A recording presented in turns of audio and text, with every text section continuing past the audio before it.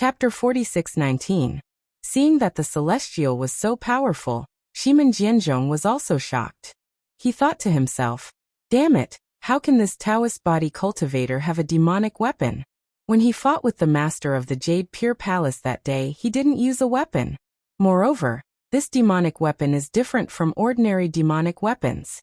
The bone dragon that was refined into a demonic spear is not an ordinary dragon. The aura of this demonic weapon seems to be innately restraining the righteous aura of my Confucian cultivator. Today's battle seems to be too dangerous, far from what I expected. However, since he was already here, how could Shimin Jianzhong hesitate? He slowly raised his right hand, and a sword light appeared in his right palm like starlight. Then countless sword cries came from the sword light, and a sword that was overflowing with brilliance began to expand rapidly. This old man will show you what the sword essence of heaven and earth is. Shimin Jianzhong roared proudly, and the huge sword that was 1,000 feet long fell like a falling mountain. The sword hair of the huge sword was like a flood dragon, and the sword essence was like a rainbow. Wherever it passed, the space was split open, the wind was split open, and even the eyes of the celestial were about to be split open. Near Shimin Jianzhong, the literary saints didn't dare to be careless. They opened their mouths at the same time, and a flying sword that looked like a hook rushed out and landed on the arm of the celestial. Wherever the sword light passed, the entire arm turned into a hook.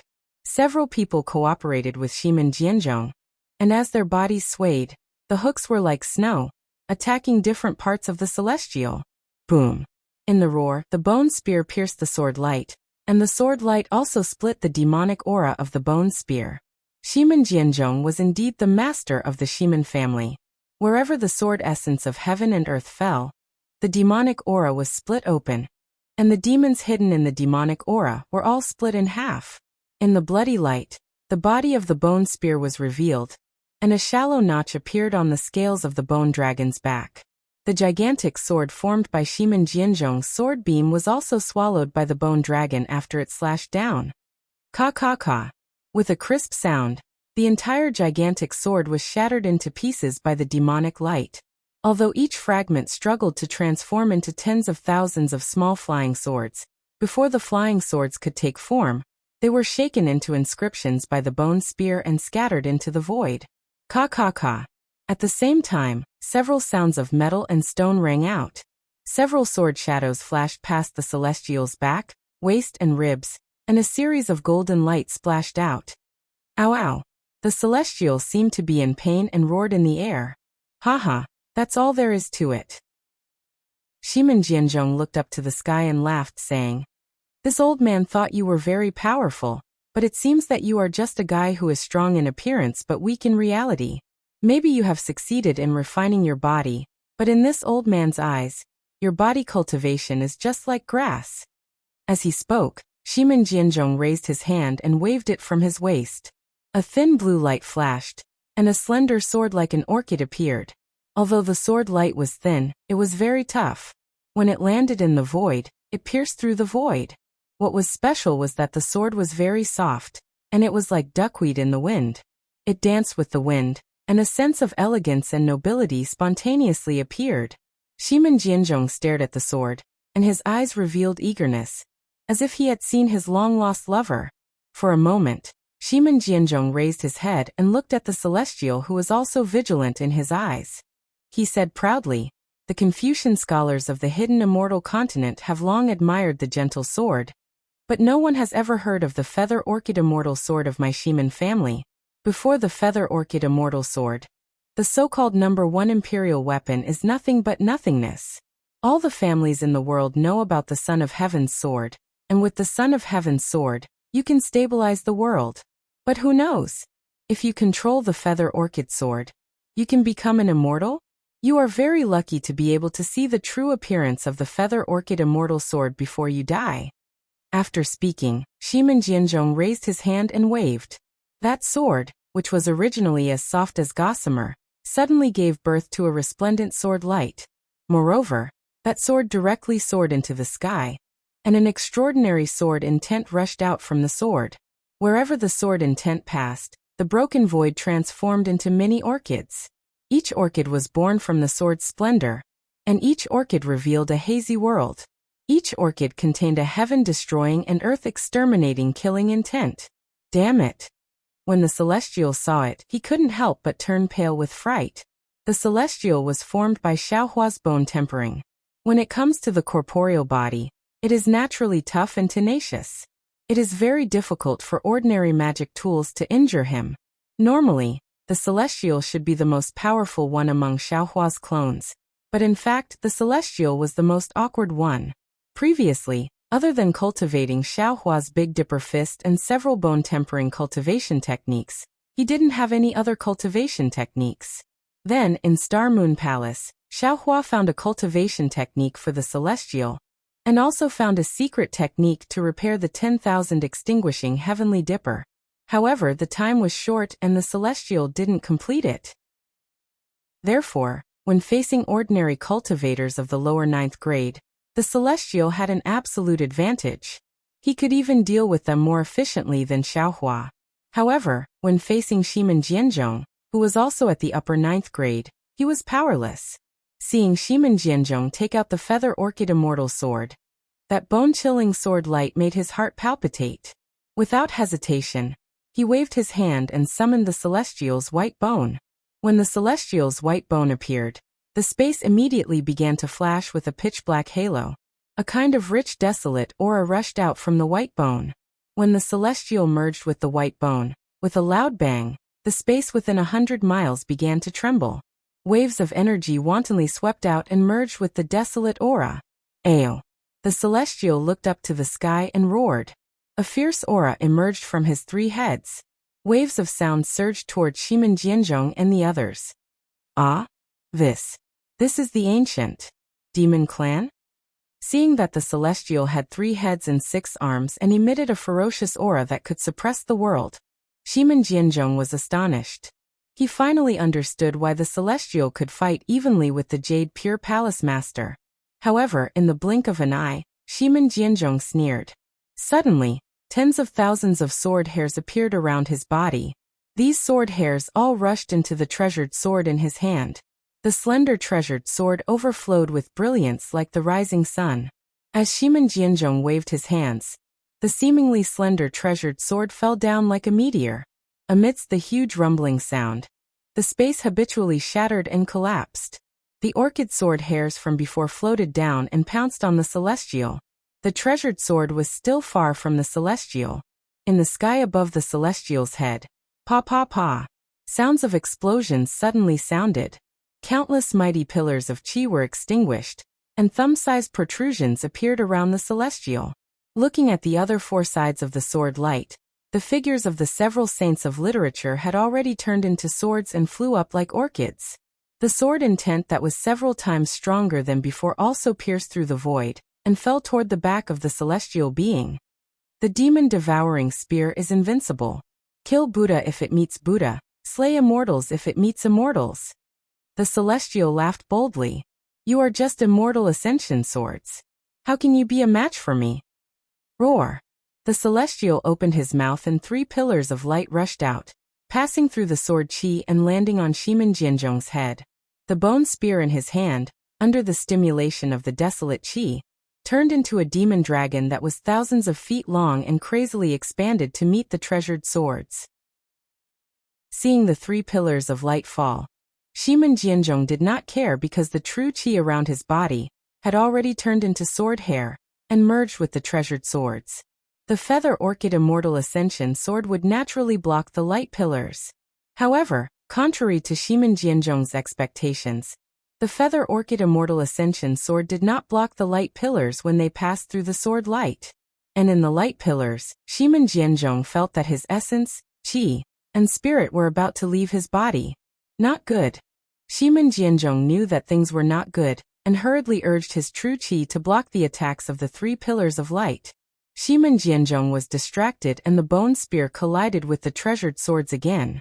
The treasured swords shone brightly, and the sword's momentum was like a wave. The bone spear's demonic chi soared into the sky, and the spear's intent was like 1,000 caddies.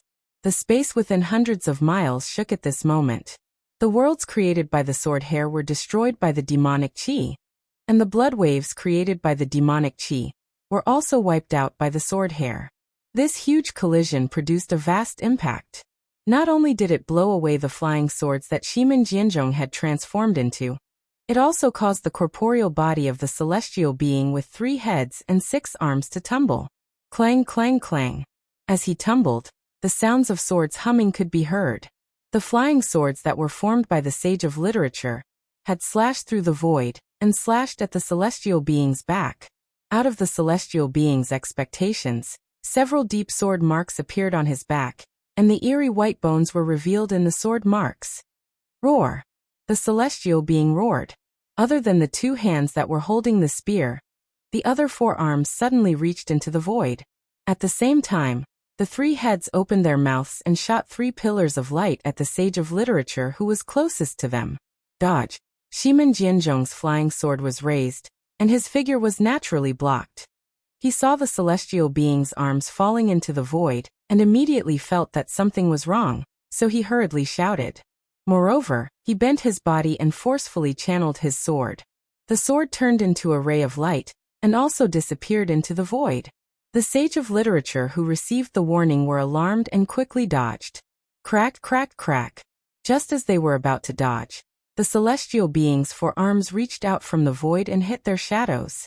With a crisp sound, several sword rays were shot down, and the sage of literature's secondary bodies were also slightly shattered.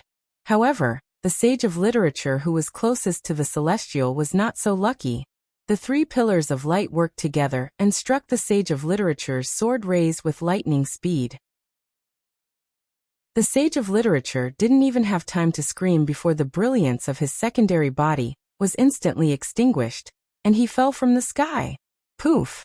The celestial being succeeded, but Shimin Jianzhong's feather orchid immortal ascension sword also arrived at the same time. This sword that was even thinner than a thin thread easily pierced the celestial's heart, and almost came out of his body. Good.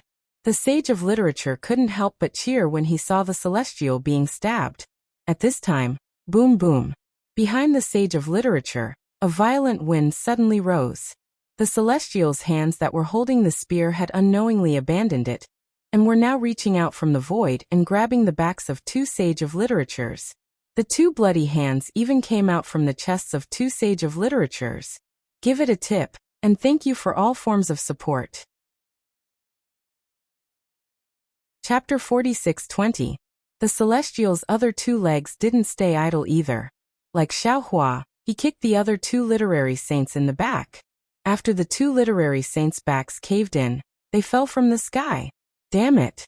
Shimin Jianzhong couldn't help but gnash his teeth when he saw the celestial kill 5 literary saints right in front of him. However, what surprised him even more was that there was no blood flowing out from where the feather orchid immortal sword pierced. The celestial only gritted his teeth in pain, but didn't seem to be killed at all. He growled. You. The celestial sneered and grabbed the sword in his chest. Can't you see that I have 3 heads and 6 arms? I have 3 hearts. The celestial grabbed the sword and thunder rumbled. The entire feather orchid immortal sword was controlled by lightning. Shimin Jianzhong was shocked. He hurriedly waved his right hand, and the flexible sword in the lightning turned into nothingness. Roar! At the same time, Dongfang Qionghao's roar came from the distant sky. Shimin Jianzhong was startled. He looked at the remaining literary saint and teleported toward him. Seeing Shimin Jianzhong escape, the celestial didn't chase after him. Instead, he looked at that panic-stricken literary sage and strode towards him.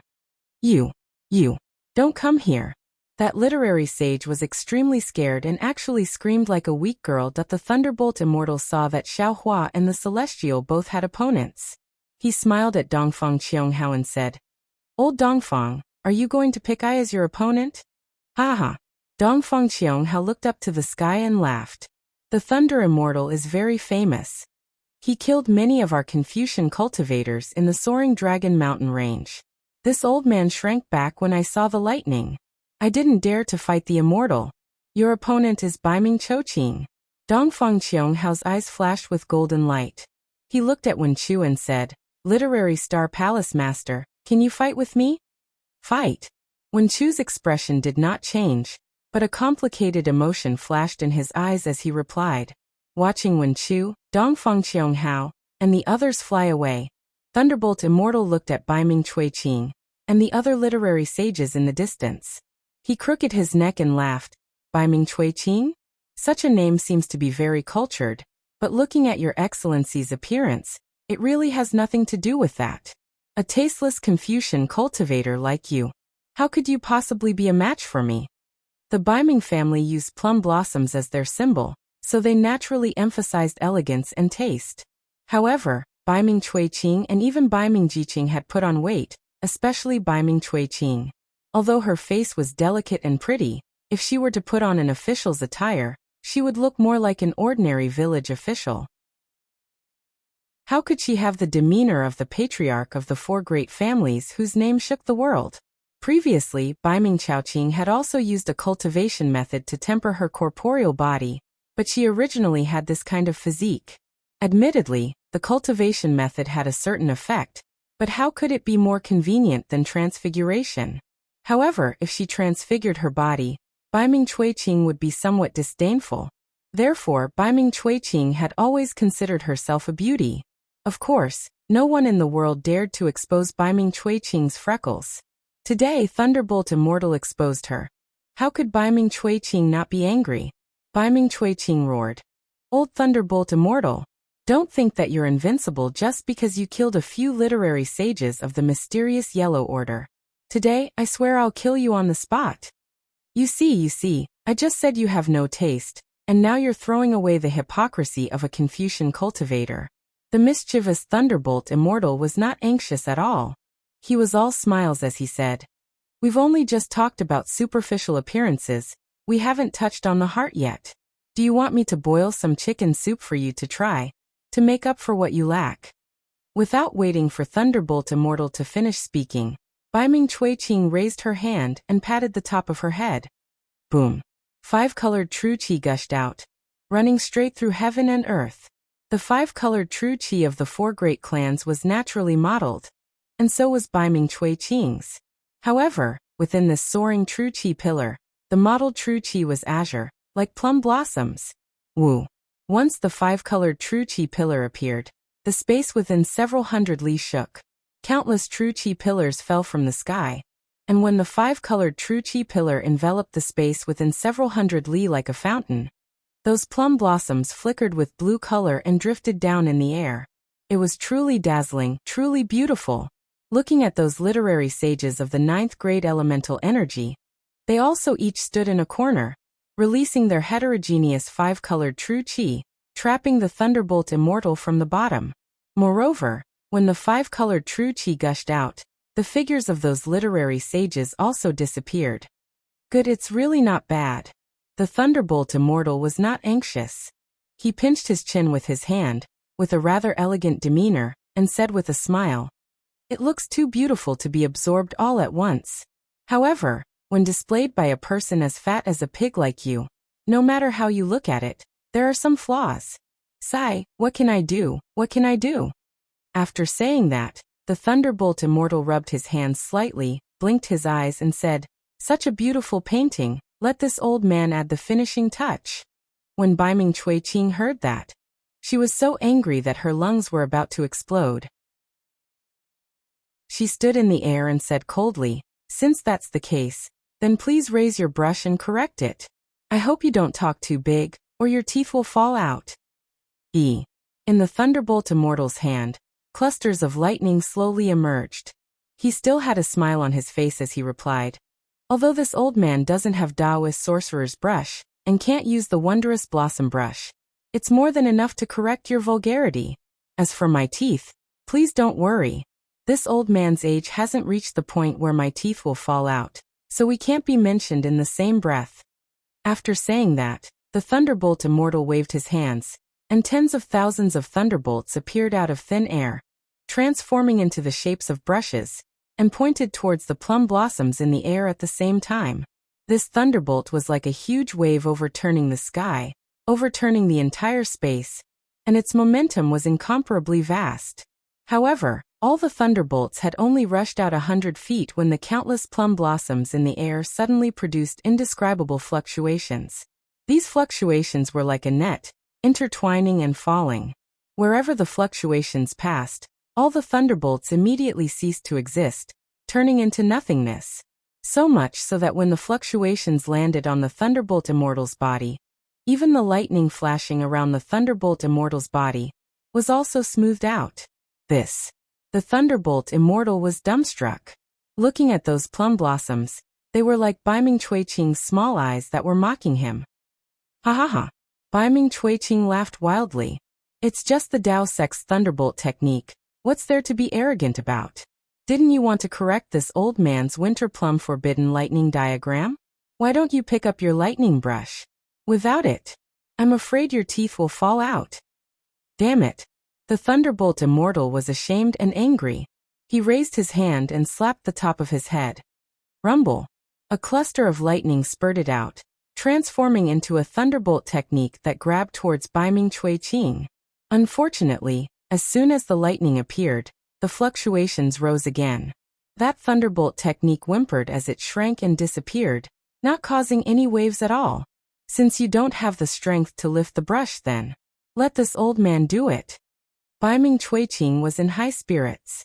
She opened her mouth and a mouthful of life's true energy gushed out, transforming into countless fine threads that were similar to inscription chains. At the same time, they entered the void and connected all the plum blossoms together. Fall. When Baiming Chuiqing shouted, a huge azure inscription was spurted out from her mouth, falling in midair and exploding with a loud bang.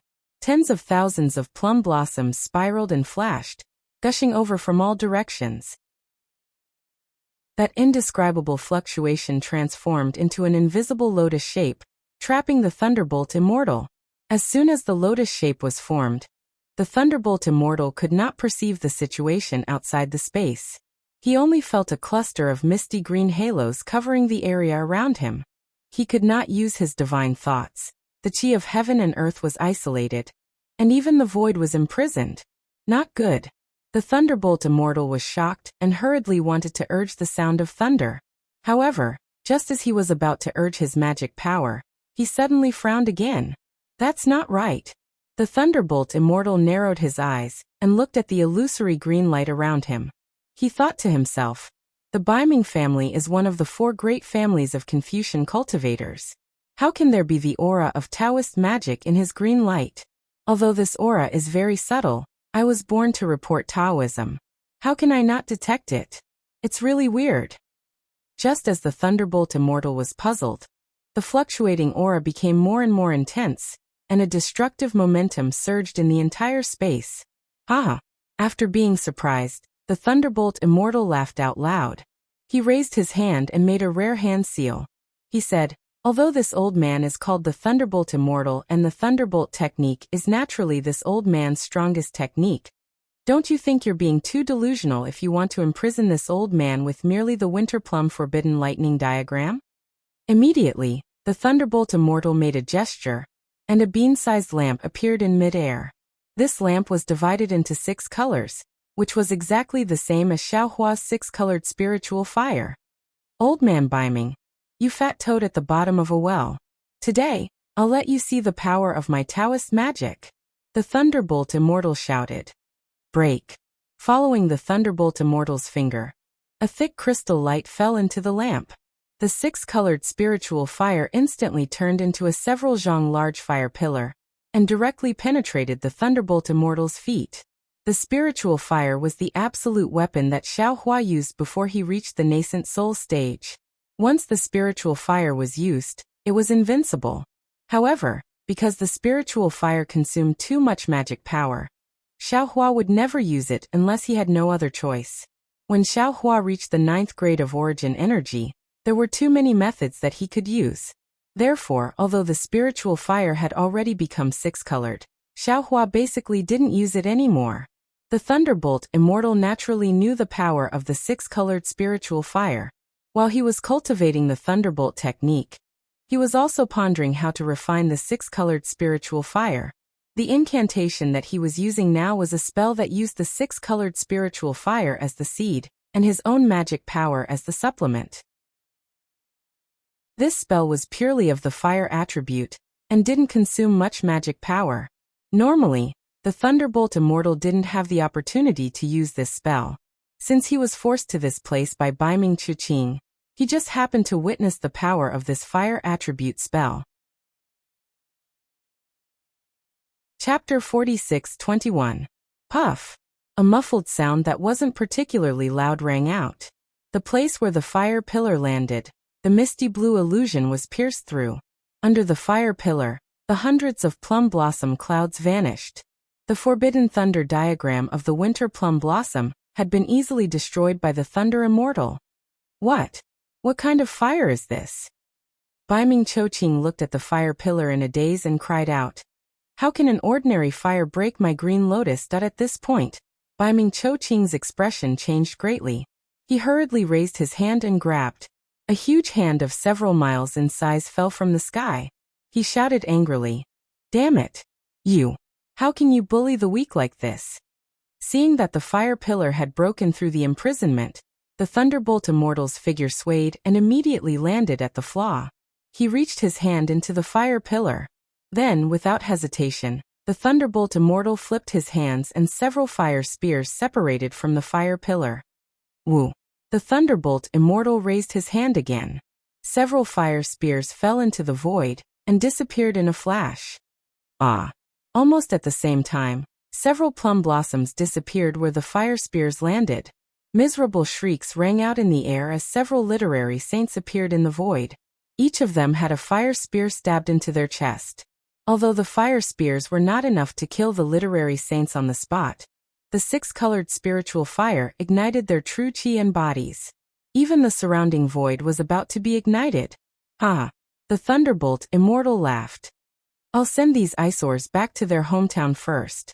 Then I'll tell you what elegance is." Huff. At this time, Baiming Chuqing's huge hand fell.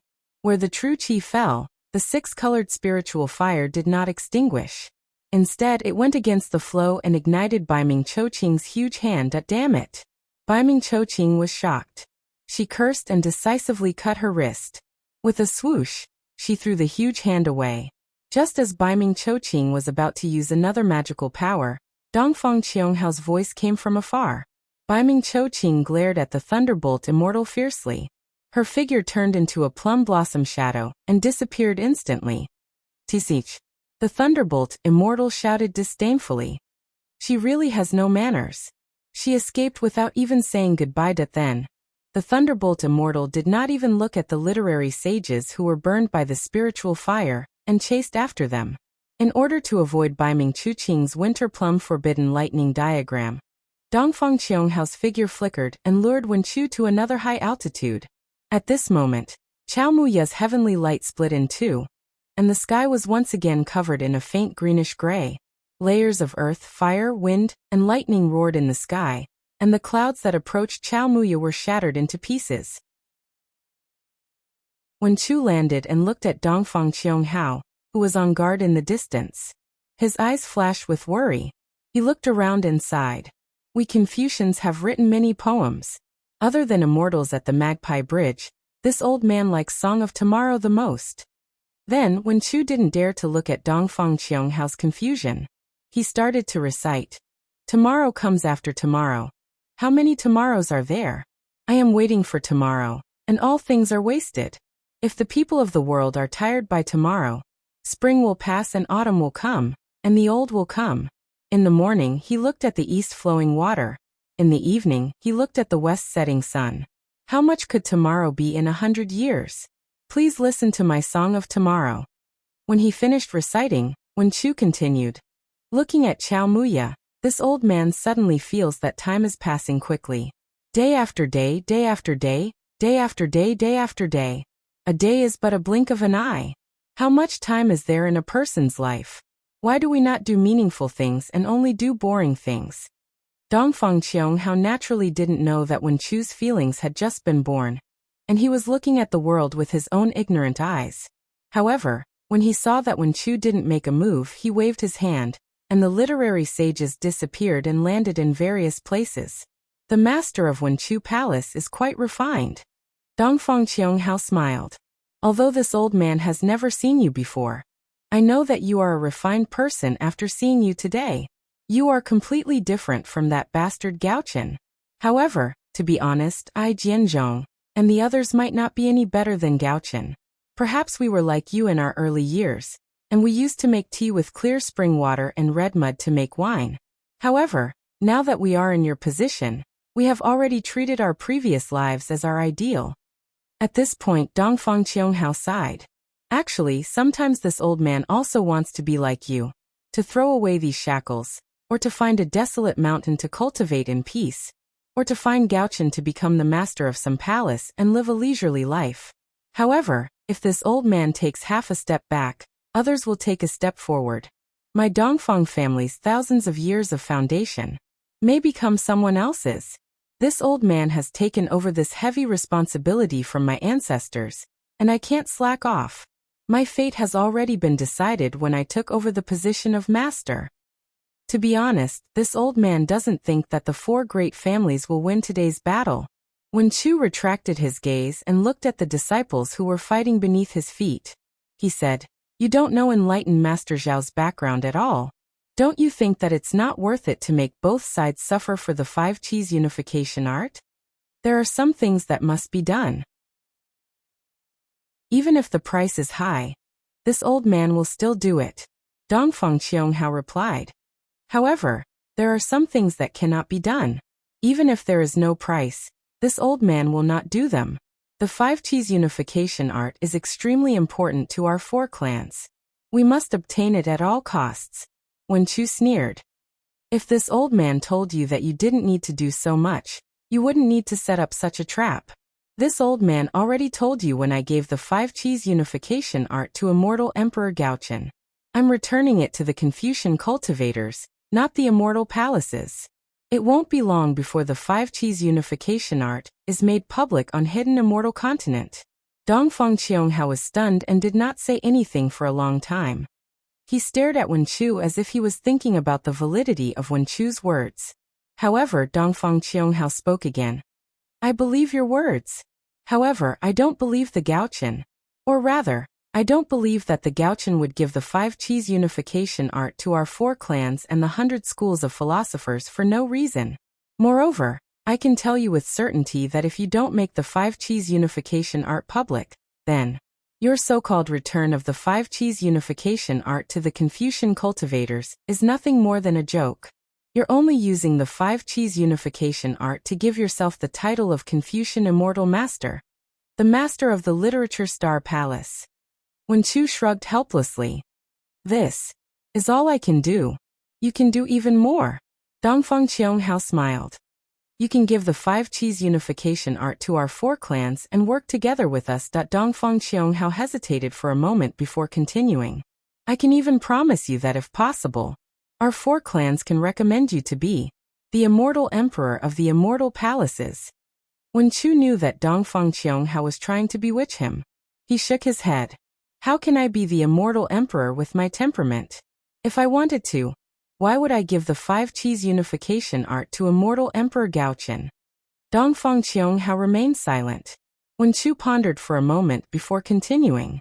When I gave the five qis unification art to immortal Emperor Gao-chen, we had an agreement. That's why I can't give the five qis unification art to the four clans. However, if the four clans agree, I'll discuss it with Taoist Master Xiao and come up with a foolproof plan. Although Wen Chu didn't say that Xiao Hua could give the five qis unification technique to the four great families, Dongfang Qianghao knew from Dongfang Yushan that Xiao Hua also knew the five qis unification technique, so he understood. However, Dongfang Qianghao rejected Wen Chu's offer and shook his head. There's no turning back now. Unless Taoist Master Xiao hands over the five qis unification art now. That's why. Wen Chu smiled wryly.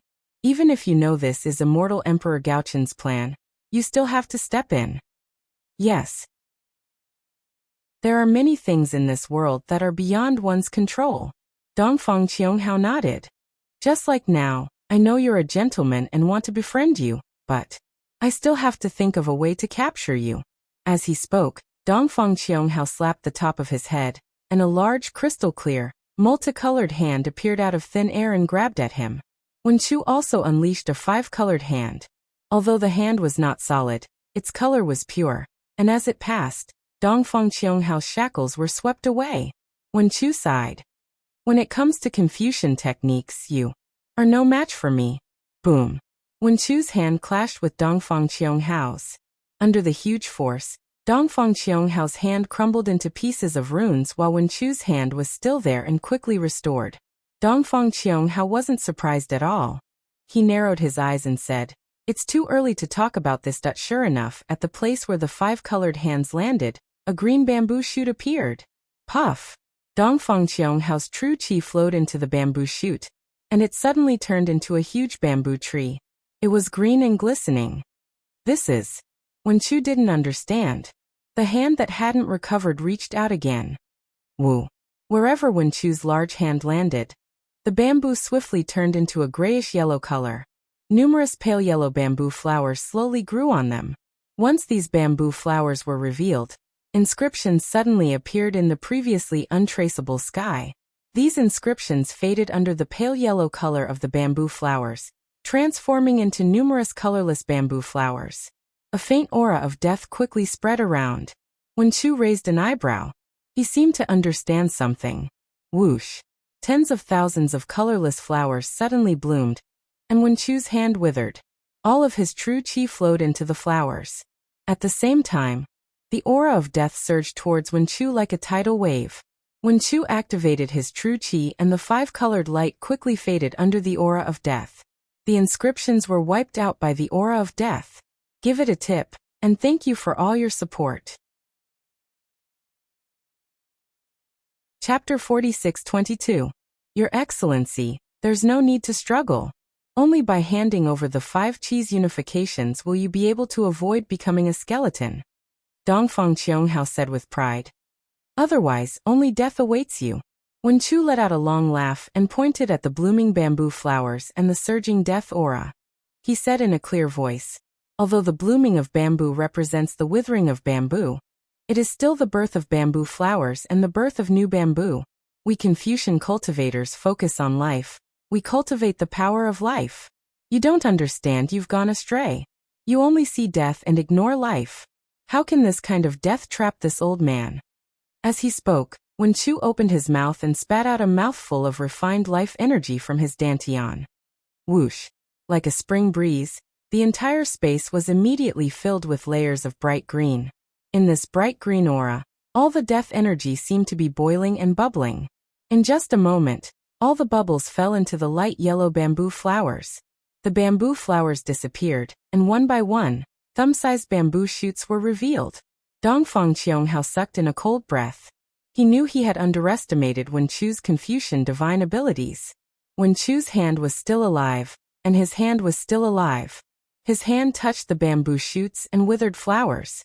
Dongfang Qionghuo knew he had underestimated Wen Chu's divine ability. Sigh. Dongfang Qionghuo sighed again.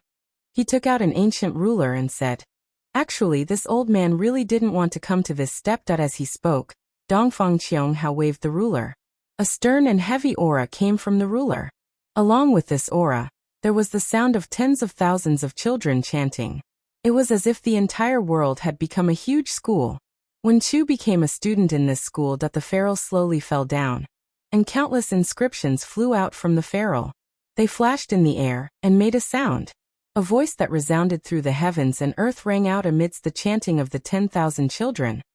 A teacher teaches and dispels doubts. The moment this voice came out, the chanting stopped abruptly. Yes, this voice was like all living beings bowing their heads. As a Confucian cultivator, Wen Chu felt an irresistible silence in his heart. He was about to bow his head before this respectful teacher. The ruler fell down like a mountain, and was about to land on Wen Chu's forehead. Boom! At this critical moment, Wen Chu's head spat out 5-colored qi. The heaven and earth pagoda flew out and blocked the ruler.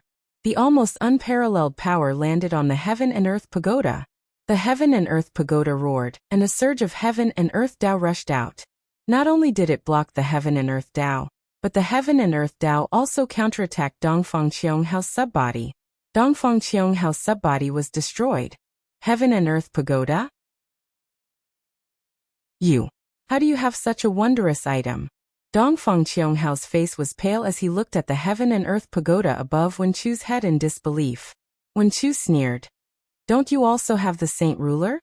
Unfortunately, you used the Heaven and Earth Tao against my Confucian cultivator. I'm afraid you won't be able to ascend in this life. Dongfang Qianghao snorted and said.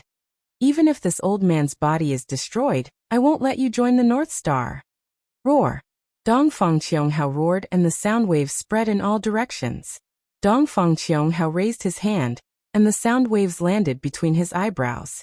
Shua. A clear light appeared between Dongfang Qianghao's eyebrows. Words flew out and formed lines of poems in the air. The lines of poems condensed into articles, and the articles condensed into scrolls.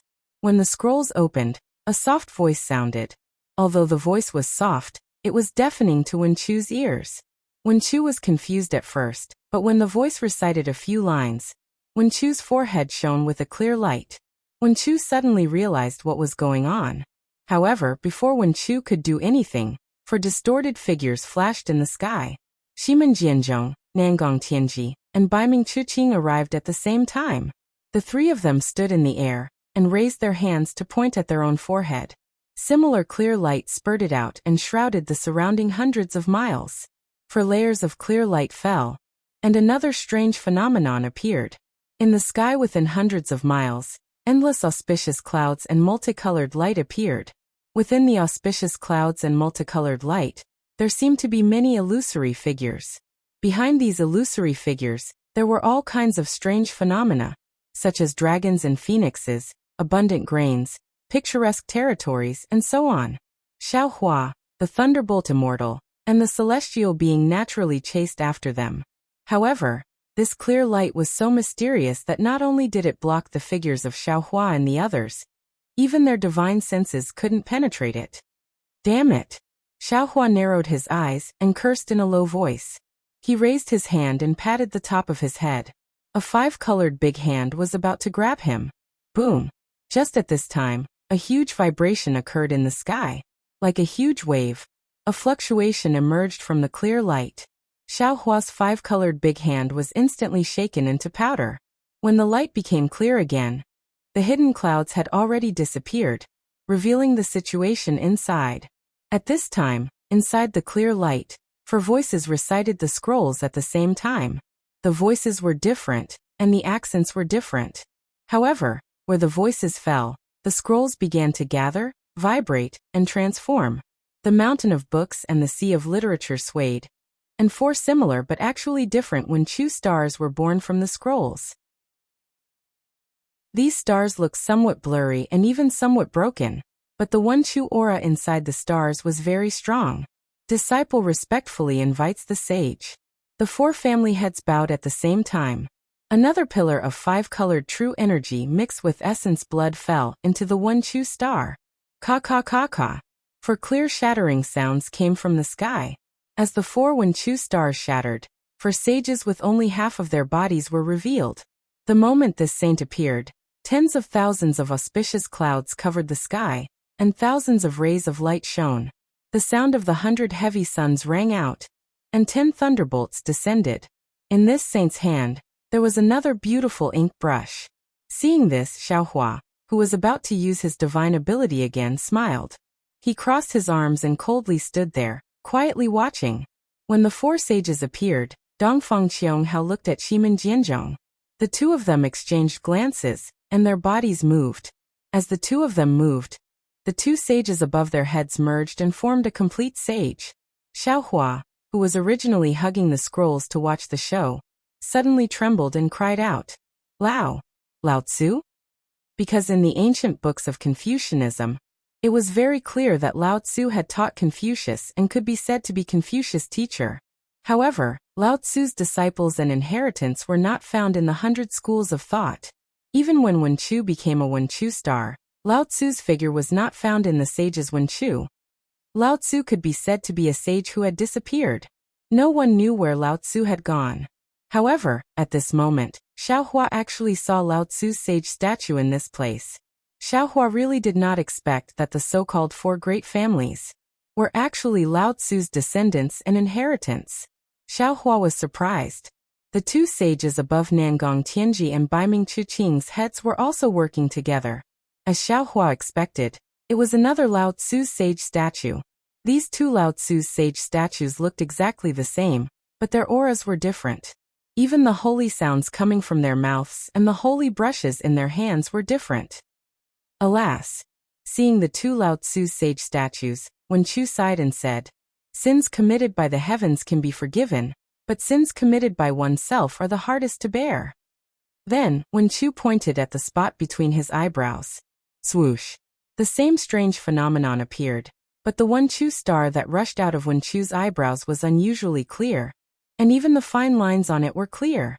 Wen Chu bowed and said, "Disciple invites the sages to show themselves." Then, without Wen Chu activating his blood essence, the sages who had experienced the sages Wen Chu's sage statues in the ruins appeared again. These sages' sage statues were different.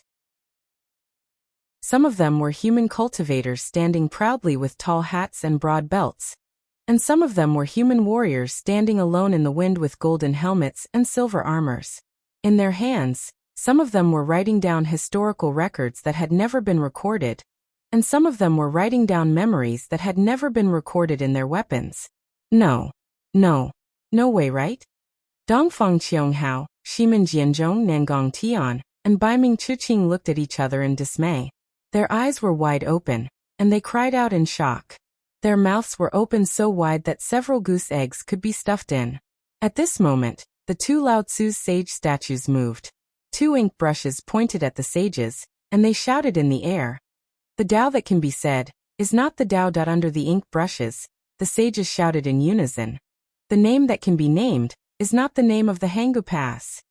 As the sages chanted, the sages' brushes also pointed out, where the inexplicable waves and light and shadow collided. The two Lao Tzu's sage statues turned into fragments. The clear light that enveloped 1,000 miles of space wrapped these fragments and returned to the spots between the eyebrows of the four clan masters. When the clear light revealed their figures, the four clan masters staggered and almost fell from the sky. They looked at Wen Chu in extreme horror, and their lips trembled. They didn't know what to say. This was because they knew very well that with the prosperity of the human race, education was hard to come by. On the hidden immortal continent, there were many sage scholars, but very few sage scholars. This was because it was too difficult for the sages to choose Wen Chu. Even the powerful immortal palace and the four clan masters could only activate one sage, or even half a sage, to point out the outline of Wen Chu. Although they could step into the realm of sage scholars, the so-called sage scholars were no longer true sage scholars. They could only be called half-sage scholars, or quasi-sage scholars. Chapter 46-23. The clan masters of the four clans were not lacking in their calculations. They activated the holy statues and prepared to use two of the holy statues to kill Wen Chu's holy statue. From what they knew, Wen Chu was most likely a half-saint literary star like them. At best, he could be a complete literary star. They had two holy statues, so they had an absolute advantage. So much so that they even indulged in the wildest fantasy, that even if Wen and Chu were double Saint Wen stars, their lousy holy statues were absolutely stronger than Wen and Chu's Saint Wen star. However, they never thought that Wen Chu was actually a double saint literary star. He could even be called a 10,000 saint literary star. How could their holy statues be a match for him? They had lifted a rock and smashed it on their own feet. "Haha, give me your life." Seeing this, the celestial laughed and waved his bone spear, about to rush over. Rumble. At this moment, something strange happened again. Dark clouds appeared where the earth, fire, wind, and thunder had been. Wave after wave of darkness covered the entire sky. Within the darkness, thousands of specks of starlight came crashing down with the power of the stars and moon. Within a few thousand miles, the space was sealed. Essence energy below the 8th level was like a heavy burden. Not to mention flying, even standing in the air was difficult. Immortal Palace Star River. Immortal Palace Star River. Dongfang Qianghao's face was ferocious. He pointed at the sky and shouted crazily, Master Shaolei, Master of Literature Palace, take a good look. This is Gao Chen's scheme, and also his dark methods. He will only hide behind the scenes and wait for us to fight to the death. Then he will come and reap the benefits. After that, Dongfang Qianghao and the other three took out their garrison orders, garrison flags, troop gathering drums, and troop collecting gongs. It seemed like they were going to collect the disciples of the four great families in the abyss. Damn it! Xiao Hua scanned with his divine sense and immediately knew that the immortal palace Star River not only had the Star River sand refined by the great craftsmen of the immortal palace Star River, but there was also the connate heavy water. Although this momentum was not as strong as the heavenly demon's destruction of the world in the ruins, the momentum was much stronger. Xiao Hua didn't dare to delay. He raised his hand and handed the Kunlun mirror to the Celestial. He said, "Please." "All right." The Celestial looked at the river of stars that filled the sky and poured down. With a loud roar, he took the Kunlun mirror and was about to fly down. Woo woo. In this world below everyone, four figures appeared. Dongfang Qianghao, Shimen Jianzhong, Nangong Tianji, and Baiming Chuqing's figures distorted and crashed into the void. In the blink of an eye, they disappeared. Damn it! The patriarchs of the four great clans actually fled at the last minute and abandoned their disciples? The Celestial stared blankly at the abyss. Most of the hundreds of thousands of disciples from the four great clans were injured, and none of them had been taken into the hidden weapon flag or any other imperial equipment. The Celestial didn't know what to do and shouted, "Fellow Taoist, what should we do now?" At this moment, the heavenly heavy water had already covered the sky and covered the earth. The stellar river sand carried the power of the stars as it poured down in a destructive manner. The void shattered, lightning flashed, and thunder rumbled. Xiao Muya was once again in a state of apocalypse. "Withdraw," Xiao Hua shouted without any hesitation. "First accept Fortune Gate disciples, then the four families' disciples." Yes. Hearing this, the Celestial controlled the Kunlun mirror and rushed into the abyss. Xiao Hua soared into the sky and shouted again.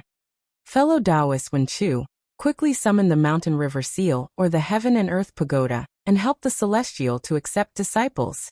I will absorb the heavenly heavy water." Unfortunately, Wen Chu turned a deaf ear to Xiao Hua's words, and only stared at the heavenly palace galaxy with a complicated expression.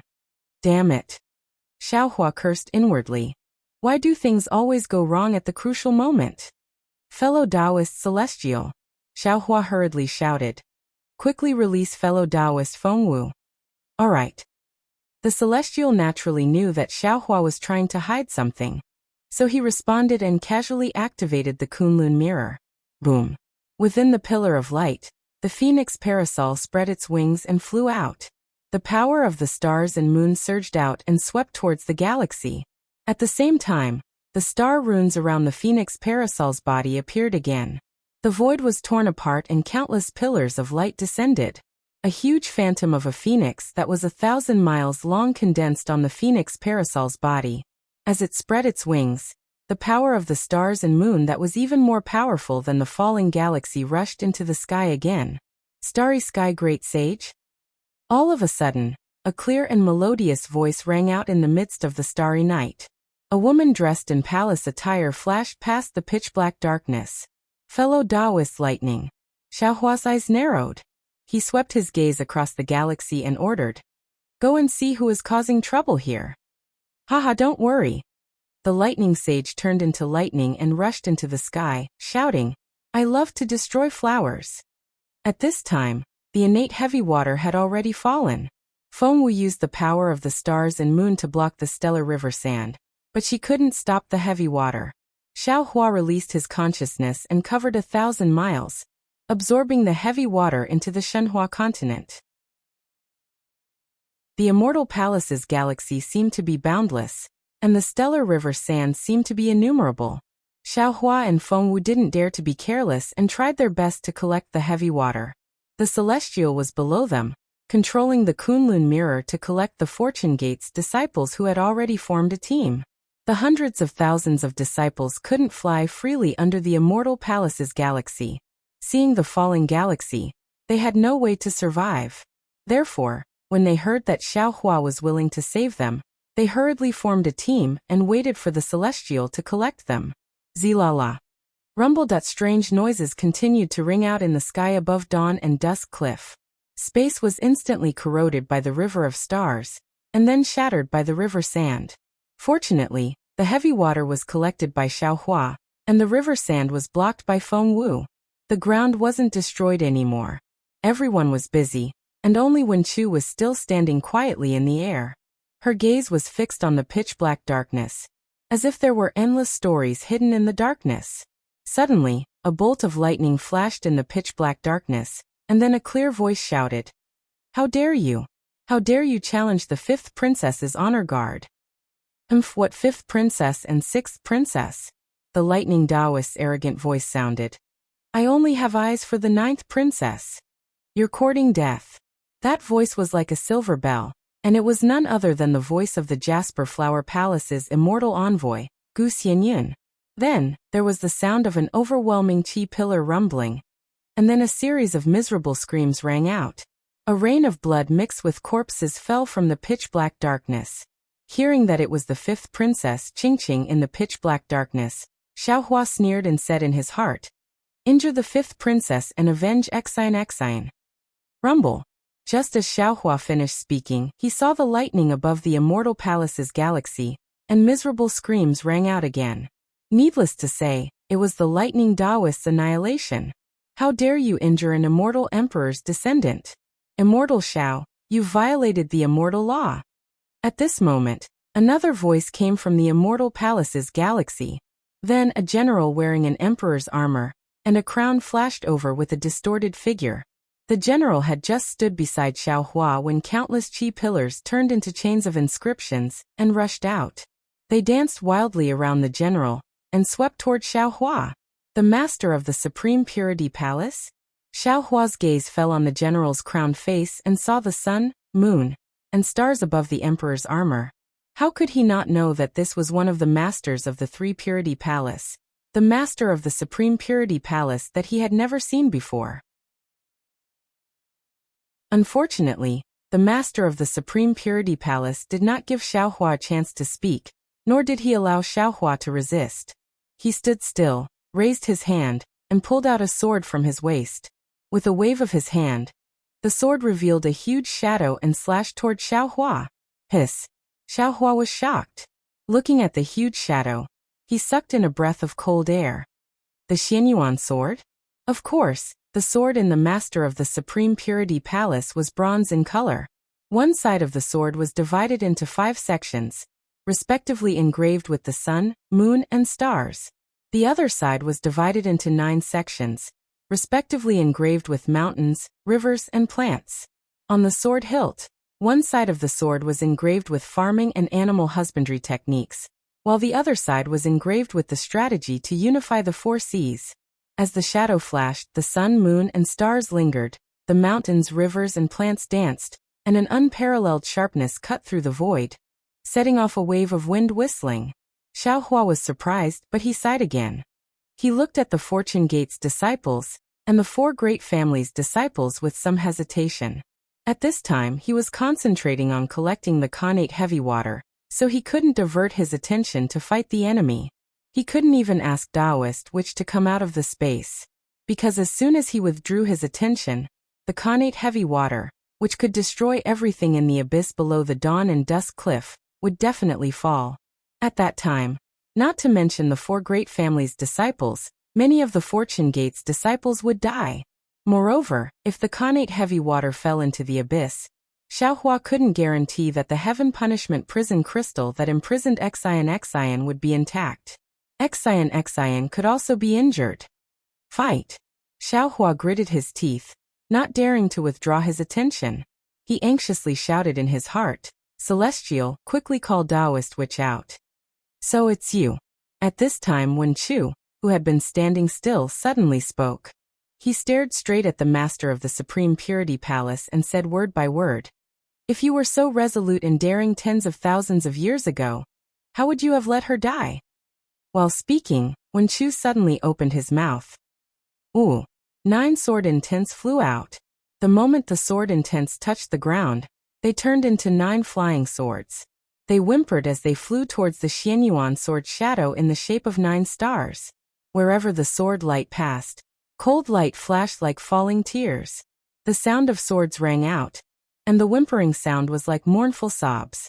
What was extremely strange was that when the 9 stars reached the Xianyuan sword shadow, they turned into a flexible sword. As this flexible sword danced, it gave birth to a peerless sword splendor. The figure of a fairy flickered within the sword's splendor, and a kind of sword intent that was as rich as the grace of a beauty, and as chaotic as the sorrow of a beauty turned into flowing water, and crashed into the shadow without hesitation. Chapter 46-24. Pear Blossom. Pear Blossom. Pear Blossom. All of a sudden, the master of Shangqing Palace shouted. His body, which was brimming with true qi, trembled violently. The shadow of the Xianyuan sword, which was chopping down with all his strength, unexpectedly stopped in mid-air. The shadow of the Xianyuan sword only stopped for a moment, but the sun, moon, stars, mountains, rivers, and vegetation all turned into fragments. The Xianyuan sword in the master of Shangqing Palace's hand flashed with a bronze sword light. This sword light was the result of him forcibly withdrawing his true qi. The sword light was like water, falling back into the body of the master of Shangqing Palace. Boom! A loud sound burst from the surface of the master of Shangqing Palace's body. The crown of the master of Shangqing Palace's crown flew away, revealing the true appearance of the master of Shangqing Palace. Li Xiaobai? Xiao Hua looked at the appearance of the master of Shangqing Palace, and was stunned on the spot. Wasn't this the appearance of Li Xiaobai's corpse that Xiao Hua saw in the sword cave in the Mo Zhao Black Forest? Damn it, this. What the hell is going on? Xiao Hua groaned, his mind confused. The master of Shangqing Palace didn't pay attention to anything else, only staring at the peerless sword brilliance. Although he had put away the sword in time, how powerful was the Xianyuan sword? How powerful was the 9 stars transit? When the two collided, it was only a moment, but the figure of the beautiful fairy, the unending and chaotic emotions, had already dimmed. Pear Blossom. The master of Shangqing Palace muttered weakly, as if he couldn't even pick up the Xianyuan sword. You, she has already fallen. Wen Chu said faintly from the side. In these 9 sword pills, only some of her grief was left. Now that she has come here again, that grief has also dissipated. Everything began here, and it would also end here. Day and night, it's all yearning cliff. Looking at the fairy's figure turning into smoke, the master of Shangqing Palace suddenly reached out, as if he wanted to grab something. However, where his fingers landed, the smoke was disturbed. Not only did the fairy's figure disappear, but the smoke also turned into nothingness. Tears fell from the eyes of the master of Shangqing Palace. He asked softly, when she was in the 9 stars sword pill, did she complain? The master of the Shangqing Palace looked like he was asking Wen Chu, but his gaze pierced through the void. It was as though he was looking at himself from tens of thousands of years ago. He had knelt powerlessly beside the Immortal Palace's galaxy, and watched as the Pear Blossom Fairy was killed by the Immortal Palace's galaxy. The gentle, water-like sword that had split the Immortal Palace's galaxy into 2 was shattered by the Star River sand, and turned into a sword pill that fell into the void crack that suddenly appeared. Wen Chu didn't answer the palace master. He only closed his eyes as tears dripped down. After half a cup of tea's time, Wen Chu opened his eyes again. At this time, Wen Chu was neither happy nor sad. The tears at the corner of his eyes slowly disappeared as he said, I don't know if she is complaining or not. I only know that there's a poem inside the 9 stars sword pill. Ci. The eyes of the master of Shangqing Palace lit up. He asked with some fear and some expectation, What's Ci? The delicate clouds are skillful, the flying stars transmit hatred, and the silver river travels in secret. When the golden wind and the jade dew meet, it triumphs over countless mortals. Gentle as water, the auspicious day is like a dream, enduring the Magpie Bridge and returning home. If 2 people's feelings last for a long time, why should they be together day and night? Haha, I understand. The master of Shangqing Palace suddenly laughed wildly. Pear Blossom, oh Pear Blossom. You finally understand my difficulties. You have finally forgiven me. Day and night, night and night. Our hearts are in the same place. Which part of us isn't day and night? Boom. As the voice of the master of Shangqing Palace fell, a huge roar sounded again. Countless pillars of qi appeared out of thin air, and turned into a huge hole that rushed into the top of the master of Shangqing Palace's head. At the same time, an extremely strange law descended from the sky and very vaguely entered Wenchu's body. In Wenchu's eyes, happiness, anger, sorrow, joy, and sorrow were like dazzling colors that appeared and disappeared 9 times in an instant. Then Wenchu slightly closed his eyes. When he opened them again, it was with a kind of sympathy. This change was very subtle.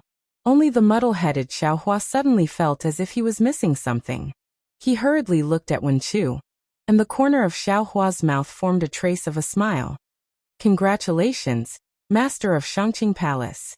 After several breaths, the pillar of qi emitted a bright light. A scholarly cultivator, wearing an emperor's golden armor, descended from the sky. Wasn't this the master of Taiqing Palace? After the master of Taiqing Palace landed, he raised his hand and took the crown of the master of Shangqing Palace. He smiled and handed it to the master of Shangqing Palace. Congratulations, Master of Shangqing Palace. The knot in your heart is gone, and the day of your ascension is just around the corner. Congratulations to you, congratulations to you. The master of Shangqing Palace took the crown but didn't put it on. Instead, he looked at the master of Literature Palace and said, I still have to thank you for this matter. Not bad. The master of Taiqing Palace nodded and patted his head. The brilliance of the crown also disappeared, revealing his true appearance. Immortal Bright Sword? Although Xiaohua had already expected this, when he saw that the master of Taiqing Palace really was Immortal Bright Sword, Xiaohua couldn't help but groan. Li Xiubai and Immortal Bright Sword could be regarded as Xiaohua's master. Xiaohua not only obtained the inheritance of sword cultivation from Li Xiubai and Immortal Bright Sword in Mo Zhao Black Forest, but also obtained the Sword Heart Energy Seed Technique and the Primordial Spirit Strengthening Technique. At the same time, it was also because of the Sword Heart Energy Seed Art and the Primordial Spirit Strengthening Art that Xiaohua had the original intention of dividing his primordial spirit. Later on, Xiaohua obtained the Ghost Cultivator's Inextricable Threads Art by chance. Only then did he truly try to divide his primordial spirit and create a complete primordial spirit. Later on, Xiaohua had a great fortune and obtained the demon race's external incarnation art. He even obtained the heavenly devil essence from the upper realm's ruins and cultivated into a true primordial spirit, allowing each primordial spirit to become a real person. But in the end, Li Xiubai and Immortal Bright Sword Heart Energy Seed Technique and Primordial Spirit Strengthening Technique were the most fundamental origins of the Fortune Gate's 10 Masters. Looking at the familiar faces of the Masters of Taiqing Palace and Shangqing Palace, Xiaohua's doubts in the past finally settled. In the past, when Xiaohua obtained these 2 seemingly heaven-defying techniques, he was really puzzled. After all, these techniques couldn't be comprehended unless one was an almighty expert. Li Xiubai and Immortal Bright Sword were merely nascent soul cultivators, so how could they have created such powerful techniques? What was special was that on the Dawn Rain continent, there were no other sects that cultivated these mysterious techniques. Even Immortal Bright Sword's Changbai sect and Li Xiubai's Flame Bamboo Sword sect didn't know about them. Only Xiaohua obtained their inheritance. This was obviously illogical. At that time, Xiaohua thought that the cultivators who cultivated these 2 secret techniques had died due to qi deviation. Only now did he understand that Li Xiubai and Immortal Bright Sword weren't cultivators of the Dawn Rain continent. Their techniques might not have been passed down to their 2 sections. Only the Immortal Palace's Dual Purity Palace Master could have created such a miraculous primordial spirit splitting technique, right? Of course, thinking of this, Xiaohua had another realization. The Sword Heart Energy Seed Technique and the Primordial Spirit Strengthening Technique might not have been created by Li Xiubai and Immortal Bright Sword. Perhaps they were techniques that originally existed on the hidden Immortal Continent, or even the 3 continents. Xiaohua's mind was full of thoughts. In just a moment, He immediately woke up and hurriedly told his experience to Wen Chu through his mind. At this time, the Tai Ching Palace master looked at Wen Chu with a smile and said meaningfully, "Previously, this old man was very surprised. Whether it was from the Immortal Palace's records or our inference, we couldn't find your origin. If you said that you came from the outside world, your techniques are exactly the same as our Confucian cultivators. Only now did this old man know that you came from that place." Wen Chu nodded and bowed to the Tai Ching Palace Master, and the Tai Ching Palace Master. This disciple was lucky enough to obtain the legacy of the two seniors in the Mo Zhao Black Forest. All these years, I have always been grateful for the two seniors' gifts. Today, seeing you, please accept this disciple's master's salute. At this time, Wen Chu's strength had already surpassed the Tai Ching Palace Master and the Tai Ching Palace Master. The Tai Ching Palace Master's previous words were just to get closer to them. They didn't expect Wen Chu to actually salute them as master and disciple. This was a salute from the Wen Chu Palace Master. It was also a salute from a Confucian cultivator. The two were already frightened and wanted to quickly raise their hands to support Wen Chu. Unfortunately, under Wen Chu's insistence, how could the Tai Ching Palace Master resist? The two were surprised but also somewhat helpless and happy. They were surprised because Wen Chu's strength was really powerful. They immediately felt that Wen Chu's true qi was like an ocean, surging and endless. The two were helpless because with this salute, Wen Chu's previous master and disciple relationship had actually ended. Wen Chu didn't have any special karma with them anymore. The two were happy because although Wen Chu's master and disciple relationship had ended, Wen Chu's salute itself showed that he respected his master. This kind of affection couldn't be replaced by simple calculations. The ancients said that if three people walk together, there will always be a teacher. The Tai Ching Palace Master smiled and said, "The Wen Chu Palace Master is too rigid. Before, we might have been your master. Now the one who has achieved is the master. You are the master of us Confucian cultivators. We also want to salute you." With that, the two also pretended to salute. Wen Chu smiled and said, "You salute me, I salute you. When will it end?" Tai Ching Palace Master, there are two other immortal friends who are resisting the Celestial Palace's Milky Way. The Tai Ching Palace Master didn't answer. Instead, he looked at the Tai Ching Palace Master and asked with a smile, "What do you think?" "Haha, I have a knot in my heart. Setting up this Milky Way formation can be considered as fulfilling my promise to the Celestial Palace. As for whether the Milky Way formation can kill people, it's not something I can control." The Tai Ching Palace Master laughed and said, "Of course I can't accept the Milky Way formation. I'm afraid I'll have to trouble the Wen Chu Palace Master to do it personally." Chapter 46-25. Good. Please wait here for a moment. Wen Chu nodded and replied. His figure turned into a shadow and rushed into the sky. At this time, the pitch-black area was filled with torrential innate heavy water and refined stars like river sand. Xiaohua stood steadily in midair. The entire galaxy seemed to be returning to its origin as it fell into his hands. And in Xiaohua's hand, he had taken out a jade bottle at an unknown time as a cover. He looked very relaxed. Fengwu was in another place. Her several thousand zhang-long demonic body moved, roaring with the power of countless stars and moons to block the falling stars. Those blocked stars were also mercilessly absorbed by Xiaohua into the space. Without the master of the Supreme Pure Palace, the galaxy formation couldn't stop Wen Chu. Wen Chu nodded at Xiaohua and Fengwu. He rushed through the galaxy formation, and saw above the torrential galaxy was the location of the earth, fire, wind, and lightning. Tens of thousands of immortal soldiers and immortal generals formed a great formation, and hid within the earth, fire, wind, and lightning. In this immortal formation, there was a very eye-catching canopy. At this time, the Thunder Immortal condensed a lightning spear. Like a tiger in a flock of sheep, he was invincible, and had already arrived under the canopy.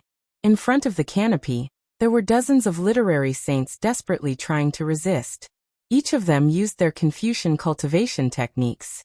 Awe-inspiring qi surged and 5 colored clouds gushed out, wanting to protect the canopy. However, How could these literary saints resist the lightning spear of the Thunder Immortal? Under the lightning spear, the awe-inspiring chi was destroyed and the 5-colored clouds were torn apart. The literary saints who were like immortals in the eyes of ordinary people were also killed by the lightning spear of the Thunder Immortal. Seeing several literary saints and hundreds of immortal soldiers and immortal generals being killed, the dozens of literary saints were already afraid and didn't dare to move forward.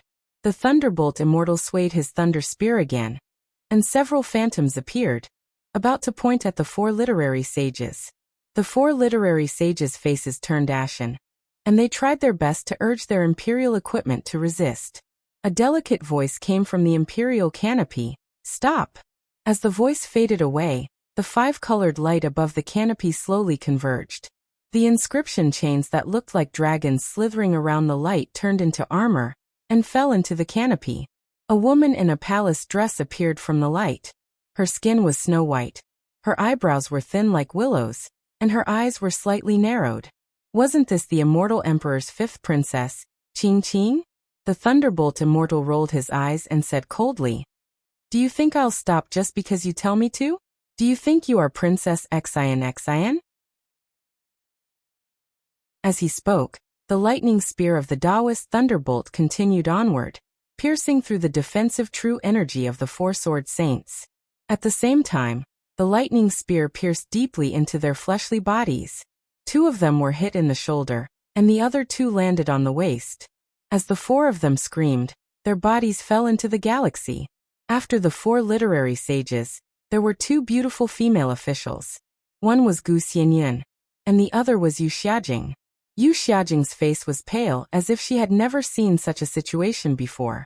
Although Gu Xianyan panicked, there was still a trace of luck on her face. Seeing the Thunderbolt Immortal approaching, Gu Xianyan glanced at Princess Qing Qing and hurriedly flew in front of her, scolding, "Thunderbolt Immortal, didn't you hear?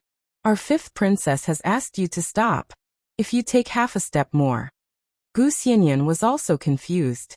In order to show her courage in front of Princess Qing Qing, she actually blocked the Thunderbolt Immortal's path.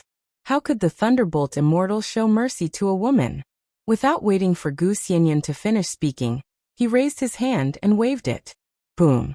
A thunderbolt appeared near Gu Xianyan and killed her in an instant. Gu Xianyan didn't even have the time to scream before she died immediately.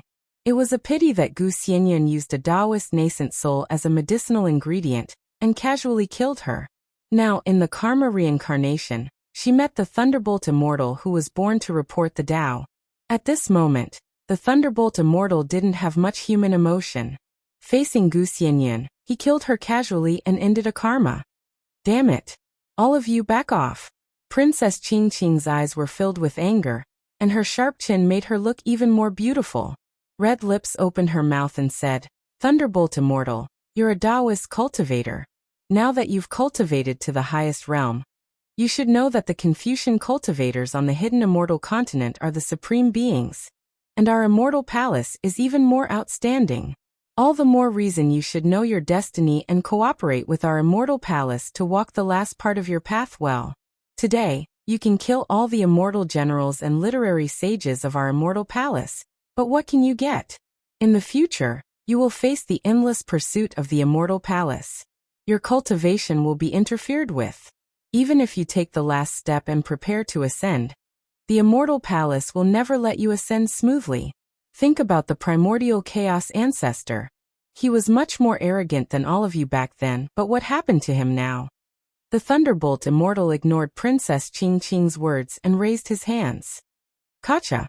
2 huge thunderbolts appeared and struck the canopy. Boom! The canopy couldn't withstand the heavy blow and collapsed. The layers of runes whimpered and dissipated in the lightning. This princess is a descendant of the immortal emperor. You've violated the immortal law by daring to offend your superior. Princess Qing Qing was a bit scared, but she still held on. However, her tone was already very weak. Princess Qing Qing naturally had her own plans. She only spoke without circulating any true qi, nor did she use any imperial artifacts to defend herself. She believed that as a grand ascension stage cultivator of the Tao sect, the Thunderclap Taoist was also a man, so he most likely wouldn't bully a weak and beautiful woman like her. The thunderclap Taoist had most likely forced his way in to coerce her. Unfortunately, Princess Qingqing didn't know that Thunderbolt Immortal wasn't much of a person, let alone a man. Thunderbolt Immortal rushed forward and saw the canopy dissipating, revealing Princess Qingqing's figure. Thunderbolt Immortal's arm immediately turned into lightning as he punched at Princess Qingqing. Boom! Princess Qingqing's heart tightened and her beautiful face paled when she saw the runes on the armor crumble under the fist's light.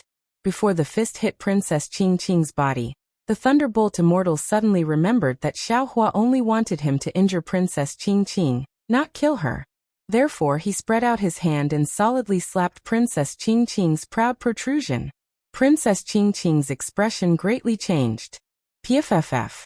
She spat out a mouthful of blood, and her pale face was filled with extreme shame and anger. You dat Princess Qingqing didn't know what she wanted to say.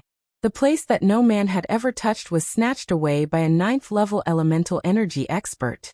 A feeling that she had never felt before was easily born in this sharp and domineering woman's heart. However, Princess Qingqing didn't have time to deal with this strange feeling. She hurriedly circulated her true qi to heal her injuries while preparing to escape. Fortunately, the Thunderbolt Immortal didn't attack again. Instead, he hovered in the air and stared at Princess Qingqing with sharp eyes, the Galaxy Formation's disc. The Thunderbolt Immortal was famous for his thunderbolt. His gaze was truly powerful, piercing into Princess Qingqing's heart. In her life, when had anyone given Princess Qingqing such a shock? Who dared to look Princess Qingqing in the eye so brazenly? Who dared to speak to Princess Qingqing in such an unrestrained manner? Princess Qingqing couldn't help but raise her hand to her chest. Of course, she only raised her hand and immediately put it down. She shrieked. You killed me with one palm. Unfortunately, before she could finish, the Thunderbolt Immortal reached his hand into her chest and took out an oval-shaped pendant. See, Princess Qingqing sucked in a breath of cold air. She felt as if lightning had struck her, and her entire body was paralyzed. However, what Princess Qingqing couldn't accept was that after the Thunderbolt Immortal took the pendant, he turned around and his gaze didn't linger on her body at all. He turned into a bolt of lightning and flew away. See, the literary saints around the canopy all sucked in a breath of cold air that was even greater than Princess Qingqing's. Moreover, this cold air was enough to freeze them to death. Who in the Immortal Palace didn't know Princess Qingqing's methods? How could they survive after seeing Princess Qingqing being humiliated? However, what happened next made them go wild with joy.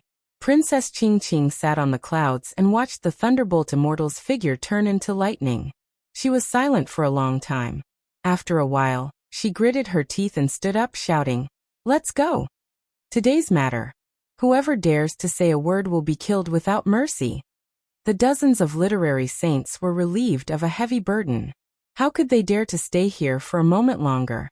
They either urged their bodies to give orders or stayed far away and let the female officials come over to serve them.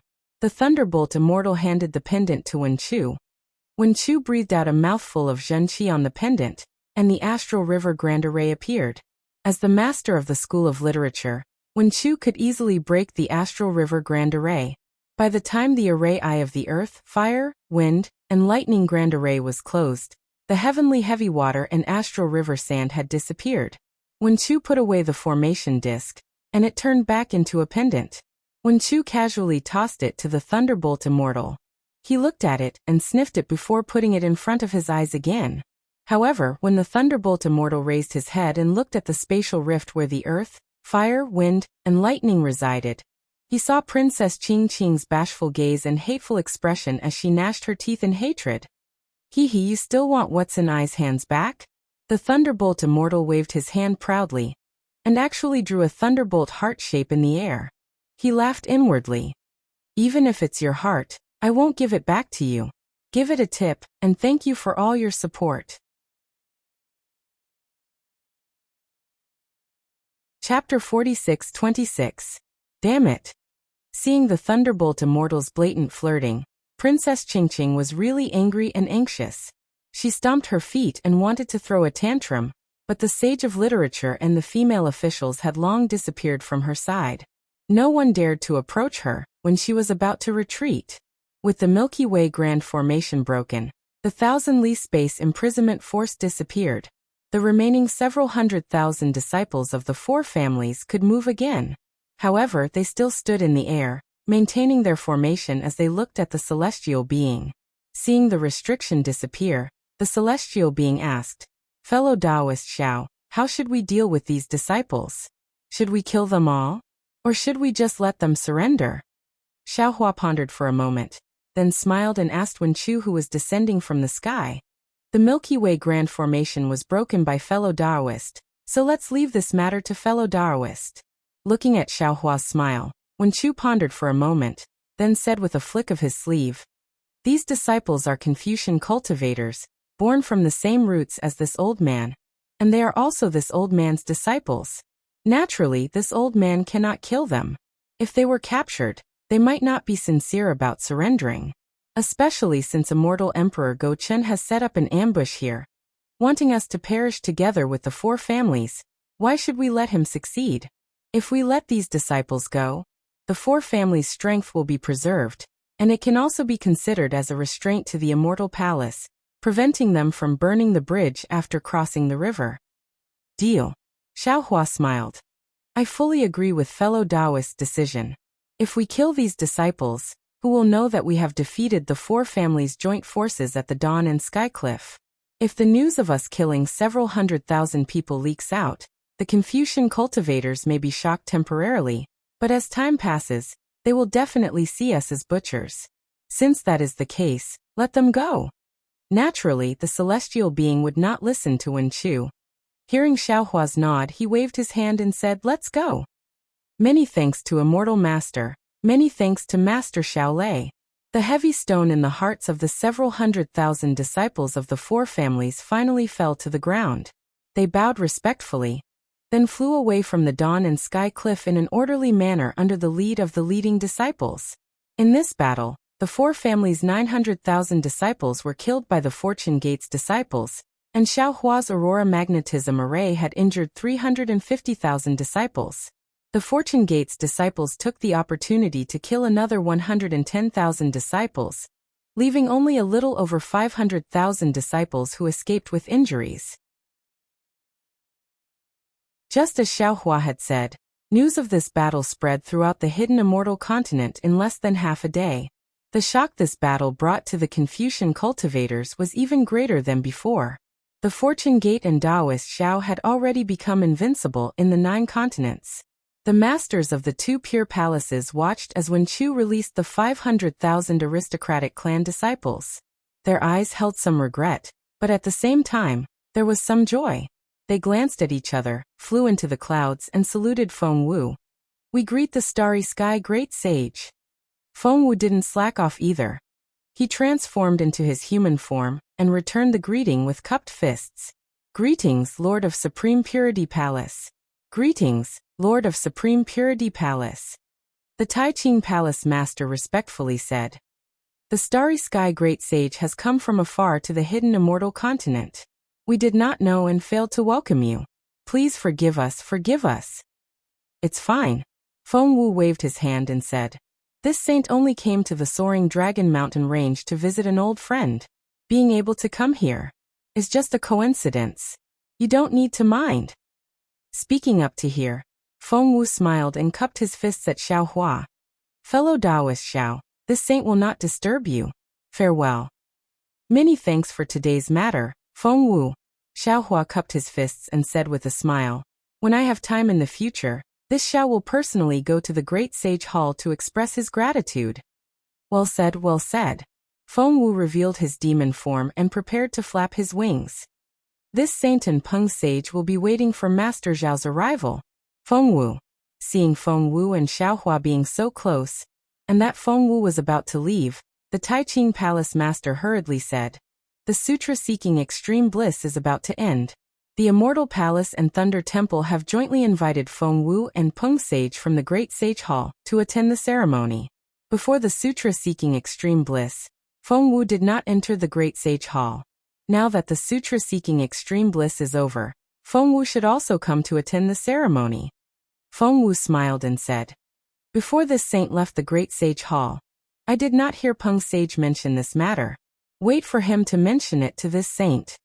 With that said, Feng Wu flapped his wings and disappeared in the blink of an eye. Fellow Taoist Xiao. The lightning Taoist looked at the celestial being and said, "I and fellow Taoist Tian will take the Fortune Gate's disciples back first. Who knows if immortal Emperor Gaochen and the 4 great clans will attack the soaring Dragon Mountain range at the same time. To fight with these Confucian cultivators, other than strength, we also need to compete in cunning." The Tai Ching Palace Master blushed slightly and was about to speak, but the Tai Ching Palace Master transmitted a few words to him, and he shut his mouth again. Xiaohua smiled and said, "Then I'll have to trouble fellow Taoist Lei Ting." Then the lightning Taoist and the celestial being left with the remaining Fortune Gate's disciples. Seeing that everyone had left, the Tai Ching Palace Master smiled and said, "Master Xiao Lei, can we stay behind and talk in detail?" Xiaohua shook his head and said, "I'm sure the two of you know the purpose of this Xiao's visit." So that saying this, Xiaohua looked at the Tai Ching Palace Master. "What purpose?" The Tai Ching Palace Master was stunned and looked at Xiaohua with confusion. Xiaohua was stunned and asked curiously, "Why did fellow Taoists set up the Milky Way Grand Formation here?" The Tai Ching Palace Master looked at the Tai Ching Palace Master and explained, "This king was originally wandering the hidden immortal continent when I suddenly received the Immortal Palace's secret order to set up a formation here. In order to fulfill my promise to the Immortal Palace, this king had no choice but to do this. As for the purpose of setting up the formation, this king did not know before. Everything was coordinated by the 5th princess. Of course, when I saw the Fortune Gate and the 4 great clans appear, this king understood a lot. Just now, the 5th princess passed down the immortal emperor's secret order." The Tai Ching Palace Master did not finish his words, and he even glanced at Wen Chu before he finished speaking. However, Xiaohua understood that Qiao Moya's plan was not out of Dongfang Qionghao's expectations. The Immortal Palace was planning to take advantage of the Sandpiper and Clams fight. In fact, they might even be planning to kill Wen Chu. This immortal Emperor Gochen is too cunning. Xiaohua sighed inwardly. No wonder Xian once said that the Immortal Palace is inferior to the mortal world. However, when he thought about how ruthless Dongfang Qionghao and the others were, abandoning hundreds of thousands of disciples after seeing that they were no match for the Immortal Palace, Xiaohua shook his head helplessly. The hidden immortal continent is so big, and the 4 great clans and the 100 schools of philosophers are so arrogant. I'm afraid only an ambitious character like Immortal Emperor Gochen can suppress them, right? The Tai Ching Palace Master does not know.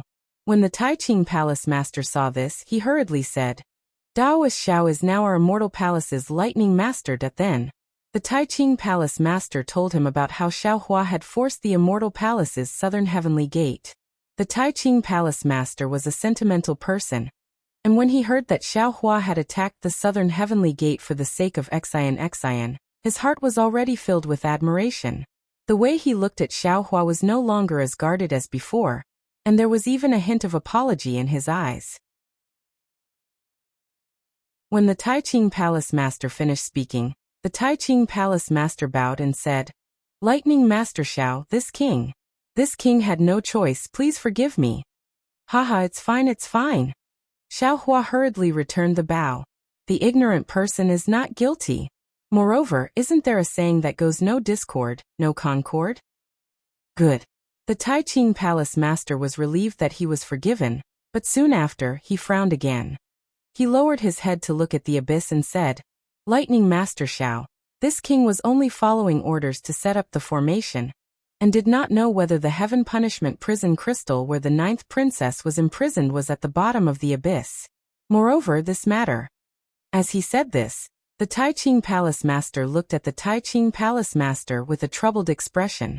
The Tai Ching Palace Master continued, "If Lightning Master Xiao wants to find the Heaven Punishment Prison Crystal, it is not now.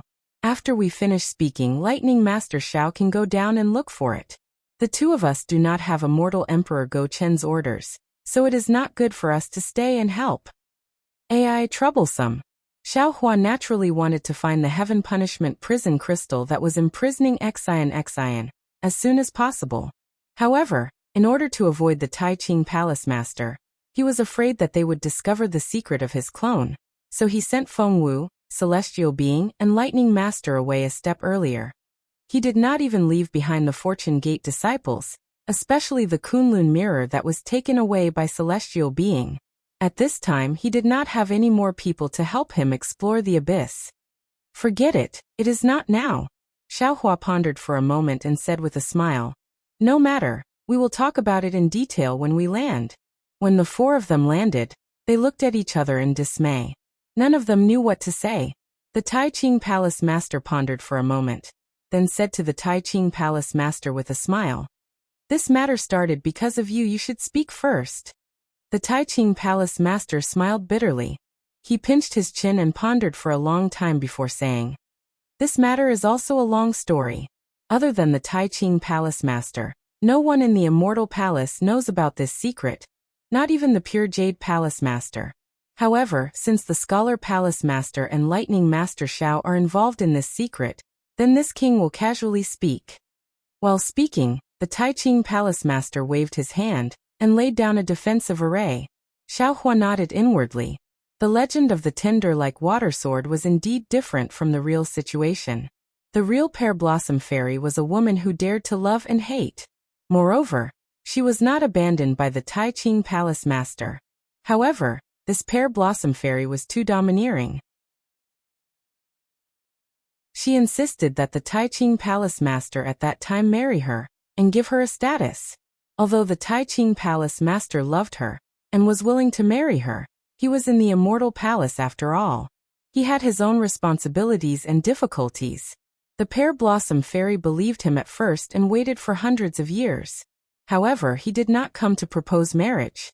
Thus, the Pear Blossom Fairy held her sword and forced her way to the Southern Heavenly Gate to ask for an explanation. The guards of the Heavenly King Palace at the Southern Heavenly Gate naturally would not allow the Pear Blossom Fairy to enter the Immortal Palace, even if she had his token. However, it was also because of the token that the guards did not make things difficult for the Pear Blossom Fairy. Unfortunately, the Pear Blossom Fairy had a fiery temper. After waiting for several days and seeing the immortal generals rolling their eyes at her, how could she endure it? She actually forgot her original intention and clashed with the guards of the Southern Heavenly Gate, wanting to barge into the Southern Heavenly Gate. The Heavenly King Palace's immortal soldiers and immortal generals naturally did not dare to neglect their duties, and fought with the Pear Blossom Fairy. The tender-like water sword was indeed powerful.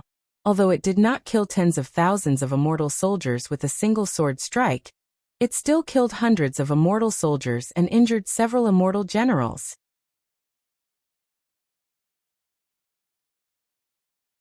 Chapter 46-27. As a result, the Heavenly King Palace was enraged, and so was the immortal Emperor of the Lingyun Palace. Li Hua Fairy could not even leave the Southern Heavenly Gate, much less find the master of Shangqing Palace. Just as Li Hua Fairy was heavily injured by the generals, the master of Shangqing Palace flew out of the palace with Celestial Empress's decree, ordering the generals to stop. At that time, Li Hua Fairy's heart had already given up. When she saw the master of Shangqing Palace appear and injure the immortal generals in front of her, she attacked the master of Shangqing Palace with her sword of tenderness. The master of Shangqing Palace did not dare to block her and hurriedly fled, leading Li Hua Fairy away from the Southern Heavenly Gate to Chao Muya. Of course, Chao Muya was not Chao Muya at that time, and he was not like this. After Li Hua Fairy left, the Heavenly King Palace found out that Celestial Empress's decree was fake and immediately reported it to Celestial Empress. Celestial Empress was also furious and ordered the Heavenly King Palace to send troops to kill her. Although Shangqing Palace's master lured Li Hua Fairy away from the Immortal Palace, Li Hua Fairy was stubborn and did not listen to his explanation. At that time, Shangqing Palace's master was weak and was almost injured by the sword of tenderness, so the two could not escape far before they were blocked by the Heavenly King Palace's immortal soldiers in front of Chao Muya. At the right time, the setting sun was like blood, the heavenly river poured, and the connate heavy water fell, corroding the entire space.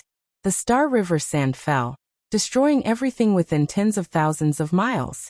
A heavenly river separated Shangqing Palace's master and Lihua Fairy. The separation of the heavenly river was only temporary, but the separation of their hearts was eternal. Even if Shangqing Palace's master wanted to die with Lihua Fairy, he could not. Shangqing Palace's master had no choice but to kneel beside the heavenly river and beg the furious celestial empress to agree to what he was unwilling to do, including the promise to kill Xiaohua today. Fortunately, Shangqing Palace's master was begging Celestial Empress. Celestial Empress felt Lihua Fairy's deep love, so she did not use the Star River formation to destroy Lihua Fairy's soul. Instead, she let her enter reincarnation after killing her.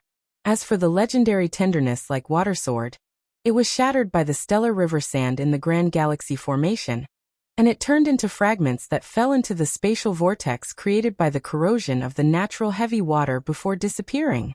With the death of the Pear Blossom Fairy, the master of Supreme Purity Palace naturally wanted to search for tenderness like water's whereabouts.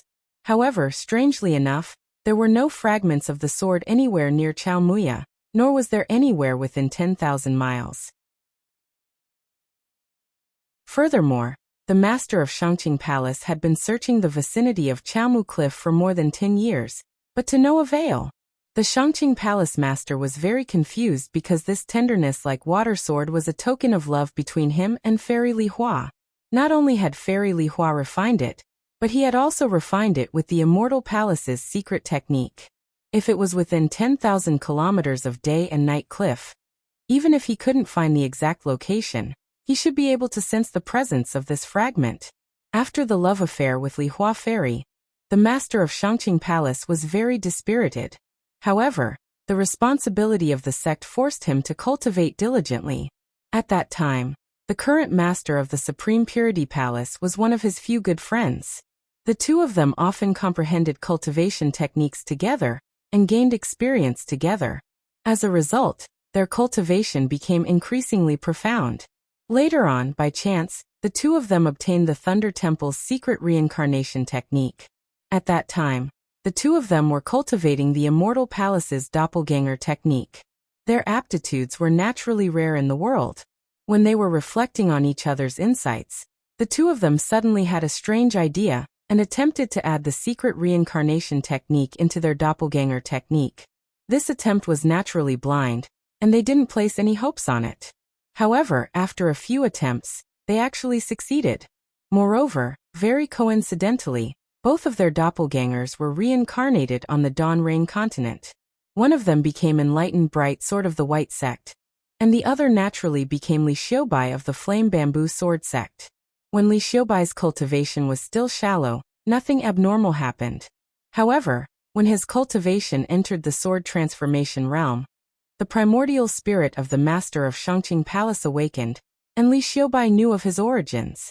Moreover, what made Li Xiaobai ecstatic was that he actually sensed the presence of tenderness like water's fragments on the Dawn Rain continent. However, he still couldn't accurately find the location of these fragments. He could only sense 9 weak presences of different sizes. Thinking of his sword cultivation's sword pellet, Li Xiaobai determined that after this tenderness like water sword was shattered, it turned into 9 sword pellets. Therefore, according to his understanding of these perceptions, he nurtured 9 similar sword pellets. He prepared to use these 9 sword pellets as an opportunity to find the real tenderness like water sword after he became famous on the Dawn Rain continent.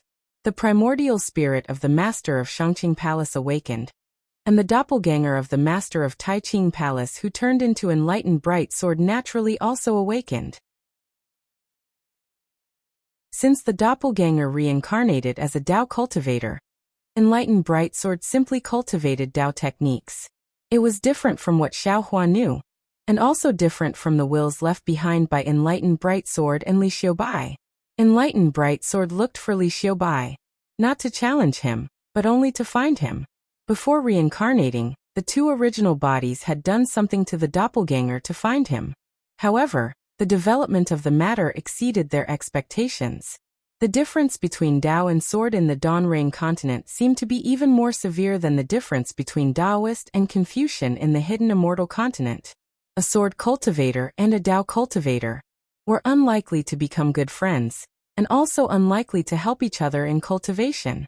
And it was even more impossible for Li Xiubai to find the whereabouts of the tenderness like water sword's fragments in the Tao cultivator Three Kingdoms.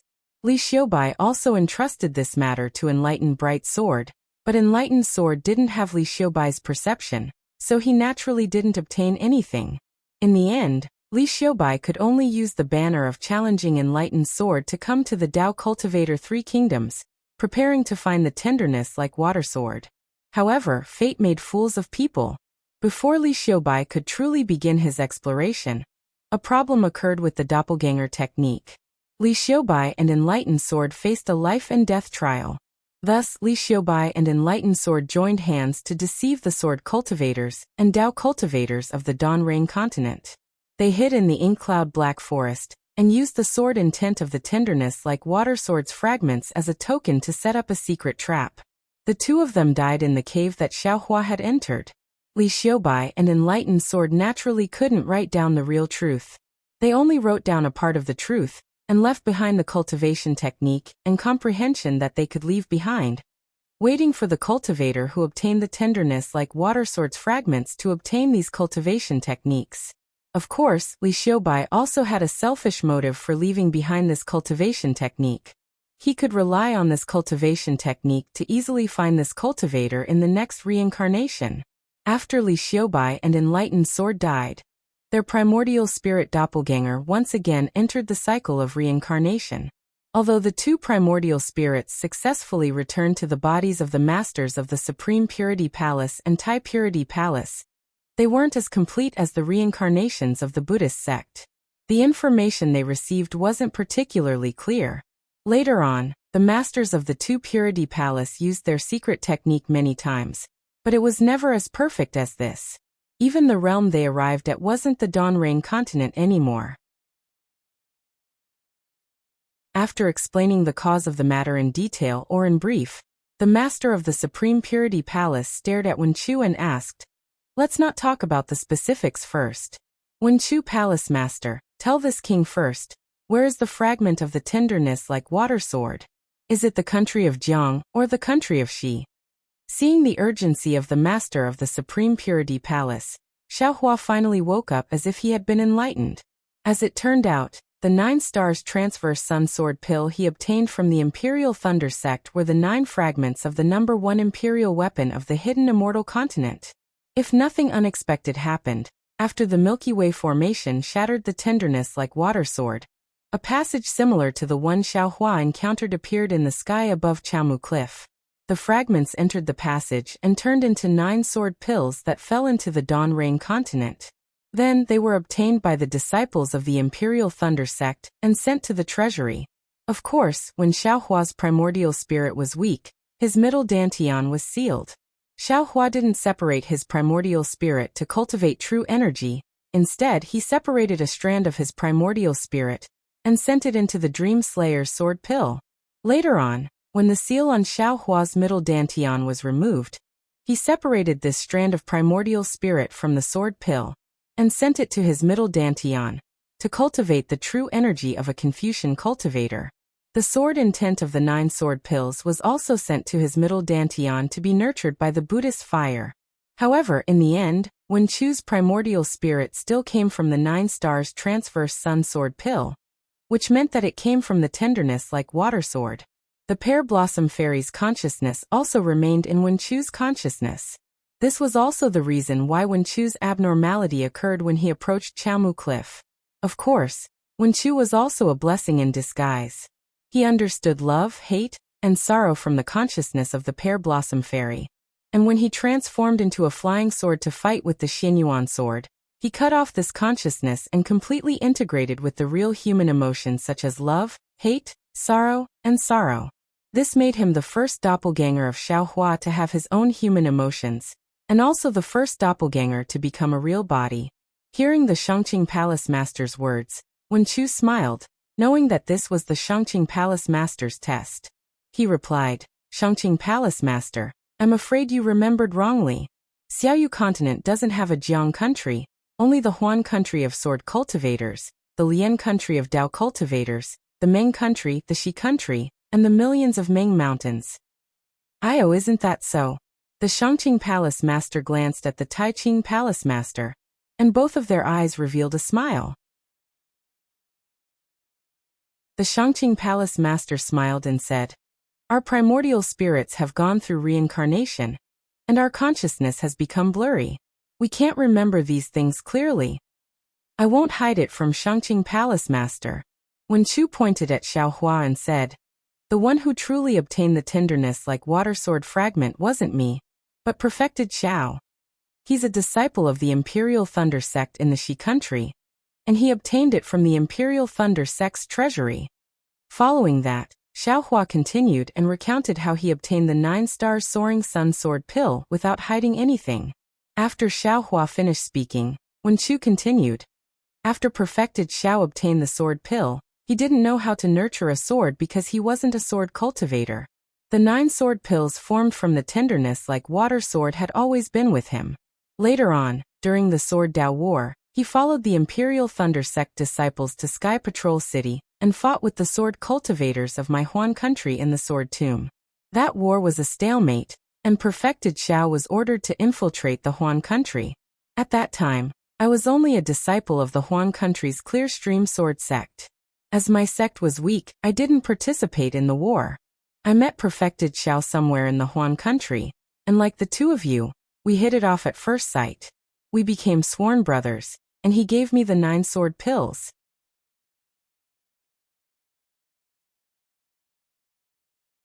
Chapter 46-28. Then, Wen Chu recounted Xiao Hua's experience in Inkcloud Black Forest. It was similar to the real situation, but there was an extra Wen Chu. Xiao Hua was also helping Wen Chu. Wen Chu's so-called Clear Stream Sword sect did not exist, so he did not care about the High Purity Palace Master's questions. In the end, Wen Chu looked at the High Purity Palace Master and said with a smile, "The High Purity Palace Master's secret move is really powerful. If Daoist Xiao did not block the sword for me that day, I would have died in Inkcloud Black Forest." The High Purity Palace Master smiled and said, "What I left in the cave is the secret art of Confucianism. How can I let others take it away? How can I do it without some powerful means?" Daoist Xiao happened to have a shaman puppet from Million Meng Mountain. Otherwise his soul would have been scattered. Wen Chu was the same as Xiao Hua. He spoke 9 sentences of truth and 1 sentence of lie. The High Purity Palace Master did not notice anything strange. One who survives a great disaster will have good fortune in the future. The High Purity Palace Master smiled and said, "Daoist Xiao, aren't you a Daoist Mahayana realm cultivator, the lightning master of my immortal palace?" The High Purity Palace Master also asked some questions and finally smiled and said, "Oh right, where is the sword intent I left in the cave? The Wen Chu Palace Master did not seem to have it." "Oh, that sword intent was divided into 2. Wen Chu smiled and said, "One was given to Yu Zhongquan, and the other to Chang Yuan. That day, Yu Zhongquan ran away from the marriage. Because of this sword intent, the 2 of them became a couple." "Haha, so that's how it is." The High Purity Palace Master clapped and said with a smile, "This king's sword intent can be used as a matchmaker. This is really beyond my expectations. In that case, Yu Zhongquan and Chang Yuan are also this king's disciples." "Indeed." Wen Chu smiled and said, "Now the 2 of them are at the Soaring Dragon Mountain Range's Fortune Gate. If you have time, this old man invites Daoist Xiao to bring them to the High Purity Palace." Okay. The High Purity Palace Master agreed. After the Taiqing Palace Master finished speaking, the Shangqing Palace Master opened his mouth, as if he wanted to ask something, but seemed to have some misgivings. Xiao Hua knew that he might want to ask about the Sword Heart Elemental Seed Technique and the Primordial Spirit Strengthening Technique.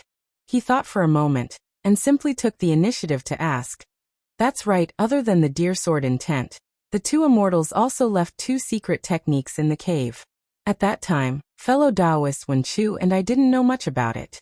But later on, when our cultivations deepened, we realized that these 2 secret techniques were infinitely profound. There were even traces of the Primordial Spirit Division and the External Incarnation Technique. I wonder. The master of the Shangqing Palace smiled and asked, have Master Xiao Lei and the master of the Wuxia Palace cultivated it? To tell you the truth, master of the Shangqing Palace, Wen Chu said with a smile, when we got the secret skill, we were overjoyed. We started to practice it after we left the Ink Cloud Black Forest. However, we found that there was a great danger in it. Although it was a divine skill to practice the flying sword, there was a danger of stepping on air if we wanted to improve it further. Therefore, we didn't practice it too much without full confidence. Alas, you didn't practice it too much. That's right. The master of the Shangqing Palace sighed and said, this cultivation technique has a great flaw. Although we tried our best to fix it, we couldn't perfect it. We tried it many times. If it weren't for the Buddhist sect's reincarnation technique, I'm afraid we would have died long ago. Actually, it's not that we didn't understand it. It's just that our Confucian cloning technique has a flaw compared to the external incarnation technique of the demon clan. The master of the Taiqing Palace didn't hide it and explained, the demon clan's cloning technique is generally weaker than the main body, and the cloning technique is easily controlled by the main body. However, the cloning technique of the Confucian cloning technique cultivates the cloning technique, and the cultivation level of the cloning technique may not be controlled by the main body. It's easy to control the cloning technique when it's weaker than the main body. However, if the main body is surpassed by the cloning technique, the main body may be devoured, and the cloning technique will be destroyed at the same time. Of course, in extreme cases, the cloning technique may also kill the main body. The master of the Shangqing Palace added, there were a few times when we encountered this kind of situation and had no choice but to kill the cloning technique. We were also afraid of the backlash. Later on, we discovered that the most fundamental reason wasn't the cultivation method, but a problem with a law in the human world. We can't explain what this law is, but as long as this law exists, our human race may never be able to cultivate a real out-of-body incarnation. Xiaohua naturally knew that the law the master of the Shangqing Palace was talking about was the essence. After all, the cultivators of the mortal realm couldn't cultivate more essence for their cloning technique. Therefore, for a cloning technique to become a cloning technique, it had to obtain essence from the main body. If the cloning technique's strength surpassed the main body, it would inevitably obtain more essence. If the main body lost essence, it would naturally suffer a backlash. At this point, the primordial spirit splitting technique had come to an end. Xiaohua decided not to mention it again to avoid arousing the suspicion of the master of the Liangqing Palace. Afterward, the master of the Liangqing Palace casually asked about the Donrain continent, and Xiaohua and Wen Chu calmly answered. However, to Xiaohua's surprise, the master of the Liangqing Palace didn't ask how Xiaohua came to the 3 continents. It seemed that they also knew that Xiaohua wouldn't tell them, or they had already lost interest in the Donrain continent. Xiaohua originally wanted to take the opportunity to ask, but thinking about how much the master of the Shangqing Palace cared about the fragments of the sword of tenderness like water, after the cloning technique reincarnated, he would definitely try his best to find the location of the Donrain continent. Now that he was already the master of the Shangqing Palace, if he still couldn't go to the Donrain continent, it must be that he hadn't found the spatial vein to go to the Donrain continent. It was also possible that, as Fairy Xingyu said, there was no spatial passage from the 3 continents to the Donrain continent. Therefore, Xiaohua didn't want to ask any more. Seeing the change of dawn and dusk on the morning and evening cliff and the rolling clouds under the abyss, Xiaohua smiled and said, Master of the Shangqing Palace, Master of the Taiqing Palace, since we have already revealed the secret, there's no need to hide too much from each other. In the future, we will all be in the hidden immortal continent, and there will be plenty of time to talk about it in detail. I'm already a little anxious at this time. The masters of the Shangqing Palace naturally understood Xiaohua's meaning and stood up. Just as the master of the Taiqing Palace was about to speak, the master of the Shangqing Palace said anxiously, Master Xiaolei, this king still has one last thing to discuss with Master Immortal. Master Xiaolei, please wait for a moment. Xiaohua's heart moved, and he nodded slightly in reply. The master of the Shangqing Palace looked at Wen Chu and said in a low voice, Master Immortal, This king has a presumptuous request. I hope Master Immortal can consider it. Oh, Master of the Shangqing Palace, please speak.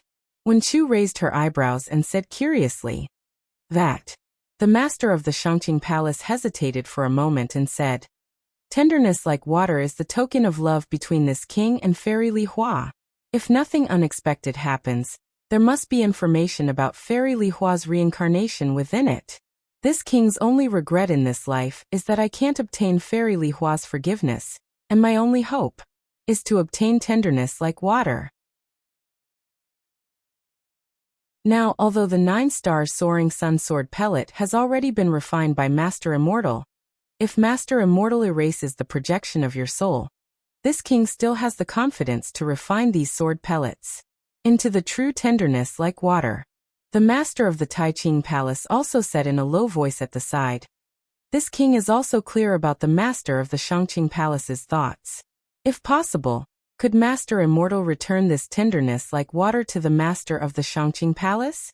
Even if he has to pay some price, it's also possible. Wen Chu was a bit embarrassed and looked at Xiaohua.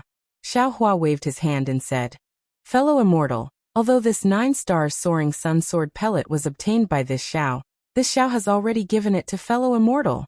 Fellow Immortal, you can make your own decision. Speaking of the 9-star soaring sun sword pellet, Wen Chu really didn't want to return it to the Master of the Shangqing Palace. After all, this sword pellet could be said to be Wen Chu's earliest shell. How could he bear to give it away? But thinking about Fairy Li Hua's miserable appearance just now, and thinking about how the Master of the Shangqing Palace had taken risks time and time again, wasn't it all to find the tenderness like water sword? If he took this sword pellet, although it would be a souvenir, Fairy Li Hua would never be able to see the Master of the Shangqing Palace ever again. Therefore, Wen Chu pondered for a moment, raised his head and looked at the Master of the Shangqing Palace, and asked, This old man can give you the tenderness like water sword. However, this is not called returning it. Of course this is not called returning it.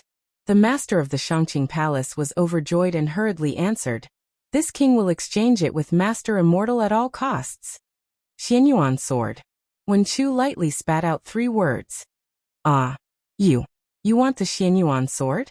The Master of the Shangqing Palace and the Master of the Taiqing Palace were both stunned. Yes. Wen Chu nodded affirmatively. The Master of the Shangqing Palace smiled bitterly and said, Master Immortal, you probably don't know what this Xianyuan sword means, right? That day, this king didn't dare to agree to Fairy Li Hua's request, and didn't want to yield to the Immortal Palace because I didn't want to get the Xianyuan sword. Oh, is there something fishy about it? Wen Chu asked curiously. The Master of the Taiqing Palace shook his head. This matter can't be discussed by us. If you want it, I'm sure the Master of the Shangqing Palace will definitely be willing to give it to you. However, Master Immortal must think clearly. Wen Chu lowered his head and pondered. He didn't look at Xiaohua. However, after a moment he raised his head and said, This old man has decided. The Master of the Shangqing Palace can exchange the Xianyuan sword for the tenderness like water sword. Good. The Master of the Shangqing Palace didn't hesitate. He raised his hand and took the Xianyuan sword and its scabbard from his waist, and handed it to Wen Chu. Seeing that the Master of the Shangqing Palace was so straightforward, Wen Chu was instead a little surprised. However, after thinking for a moment, he took the Xianyuan sword and hung it on his waist. He had already refined it with 5-colored true energy in his middle dantian, and wiped out the primordial spirit shadow and all the other sword intents inside. When the Master of the Shangqing Palace received the 9 sword intents, he opened his mouth again and spat out the sword pills that had been refined for who knows how many years. He raised his hand and pointed, and the 9 sword intents respectively fell into the 9 sword pills. Buzz! The 9 sword pills rushed out different sword lights, and danced around the Master of the Shangqing Palace lively. Many thanks, Master Immortal. Many thanks, Master Xiaolei. The Master of the Shangqing Palace was full of smiles. He opened his mouth again, and swallowed the 9 sword pills into his stomach. He cupped his hands towards Wen Chu and Xiaohua and said, This king will take his leave. If you have time, you can come to the Shangqing Palace for a drink. Farewell. The master of the Taiqing Palace was also happy. He nodded towards Wen Chu and Xiaohua, and put away the defensive formation. Then the master of the Two Purities Palace turned into multicolored light and rushed into the earth, fire, wind and thunder, disappearing without a trace.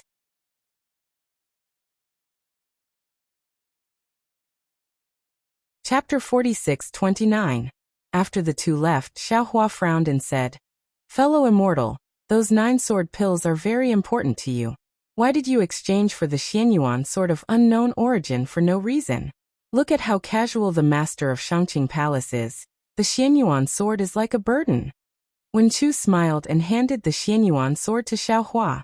"Although the sword pills are important to me, the Xianyuan sword is even more important to you. If you don't take advantage of the fact that the immortal emperor doesn't know, how can you have the chance in the future?" "You." Xiaohua was stunned and said in disbelief, "You exchanged it for I? If not for you, who else would I exchange it for?" Wen Chu stuffed the Xianyuan sword into Xiaohua's hand and said, "You and I are one. What you think is naturally what I think." Xiaohua took the Xianyuan sword, and his heart warmed. The previous unhappiness of losing something disappeared in an instant, and an even warmer feeling was born. This feeling is really good. Xiaohua couldn't help but sigh. At this moment, Xiaohua had no time to look at the Xianyuan sword. Although in his heart, he felt that since the master of Shangqing Palace had given the Xianyuan sword to Wen Chu so easily, although he didn't have any evil intentions, the Xianyuan sword itself might not be without any tricks. After Xiaohua put the Xianyuan sword into the space, he said, "We'll talk about this later. Fellow immortal, come with I to explore the abyss now." Wen Chu laughed and raised his hand to take out the mountain river seal. He blinked his eyes at Xiaohua and replied, "Master Xiao Lei is used to working hard, but you forgot that this old man also has a nation weapon here. Some of my disciples are also cultivating in it. The abyss is so big, and you and I have limited energy. Why don't we ask them to help?" "Huh." Xiaohua slapped his forehead and laughed. "I really forgot about this. My Kunlun mirror was taken away by a celestial, so I neglected my disciples." As they spoke, Wen Chu activated the mountain and river seal, and Xiaohua sent out tens of thousands of disciples from the Shenhua continent. The two of them gave their orders, and the disciples immediately flew into the abyss. Seeing the dense clouds covering the disciples, Xiaohua felt warmth in his heart. He looked at Wen Chu and said, "It feels good to have a home." "Yes, I think so too." Wen Chu's face was also filled with emotion, and he was about to rush into the abyss as well. At this moment, Xiaohua's heart was moved again and he said, "Fellow immortal, please go ahead. I've just gained some insights, and I need to comprehend them for a moment." Wen Chu naturally knew what Xiaohua was thinking and said with a smile, "Since that's the case, I'll stand guard for you by the side. With so many disciples working hard, I can also rest for half a day." "All right," Xiaohua said as he sat down cross-legged, releasing his consciousness to collect the souls from the previous battle. The battle did not last long, and the casualties among the Fortune Gate's disciples were very light. Xiaohua was not in a hurry to collect the souls. Later, when the Two Purities Palace's master appeared, Xiaohua did not dare to use his divine ability. Only now did he have the time to collect the souls. In less than half a day, Xiaohua had collected all the remnant souls from the array formation. Just as he was about to follow Wen Chu down to the abyss to search, 100 Fortune Gate disciples carefully flew out from the abyss with a heaven punishment prison crystal in their hands. Ah, so fast. Not to mention Wen Chu, even Xiaohua was dumbfounded. Wen Chu said that she wanted the Fortune Gate disciples to search for the heaven punishment prison crystal in the abyss, but in reality, she wanted them to search for any abnormalities in the abyss. After all, the heaven punishment prison crystal was personally suppressed by immortal Emperor Go Chun. How could these Fortune Gate disciples find it so easily? Even Xiaohua and Wen Chu were prepared to use their great divine abilities. Could it be? Xiaohua had an ominous premonition in his heart. Wen Chu hurriedly comforted, "Fellow immortal, don't worry. Although immortal Emperor Go Chun is an immortal emperor who rules the immortal palace and intimidates the 100 schools of thought, he is still a father. Xian is also his biological daughter. Even a vicious tiger will not eat its own cubs. Might have left a little bit of his family here. Xiao Hua sneered, looking at the disciples flying over happily, and replied indifferently, "If that's the case, the EC Empress wouldn't have said that he has changed. He even hates his own wife. What else can't he give up?" The relationship between husband and wife seems to be a little different from familial love, right?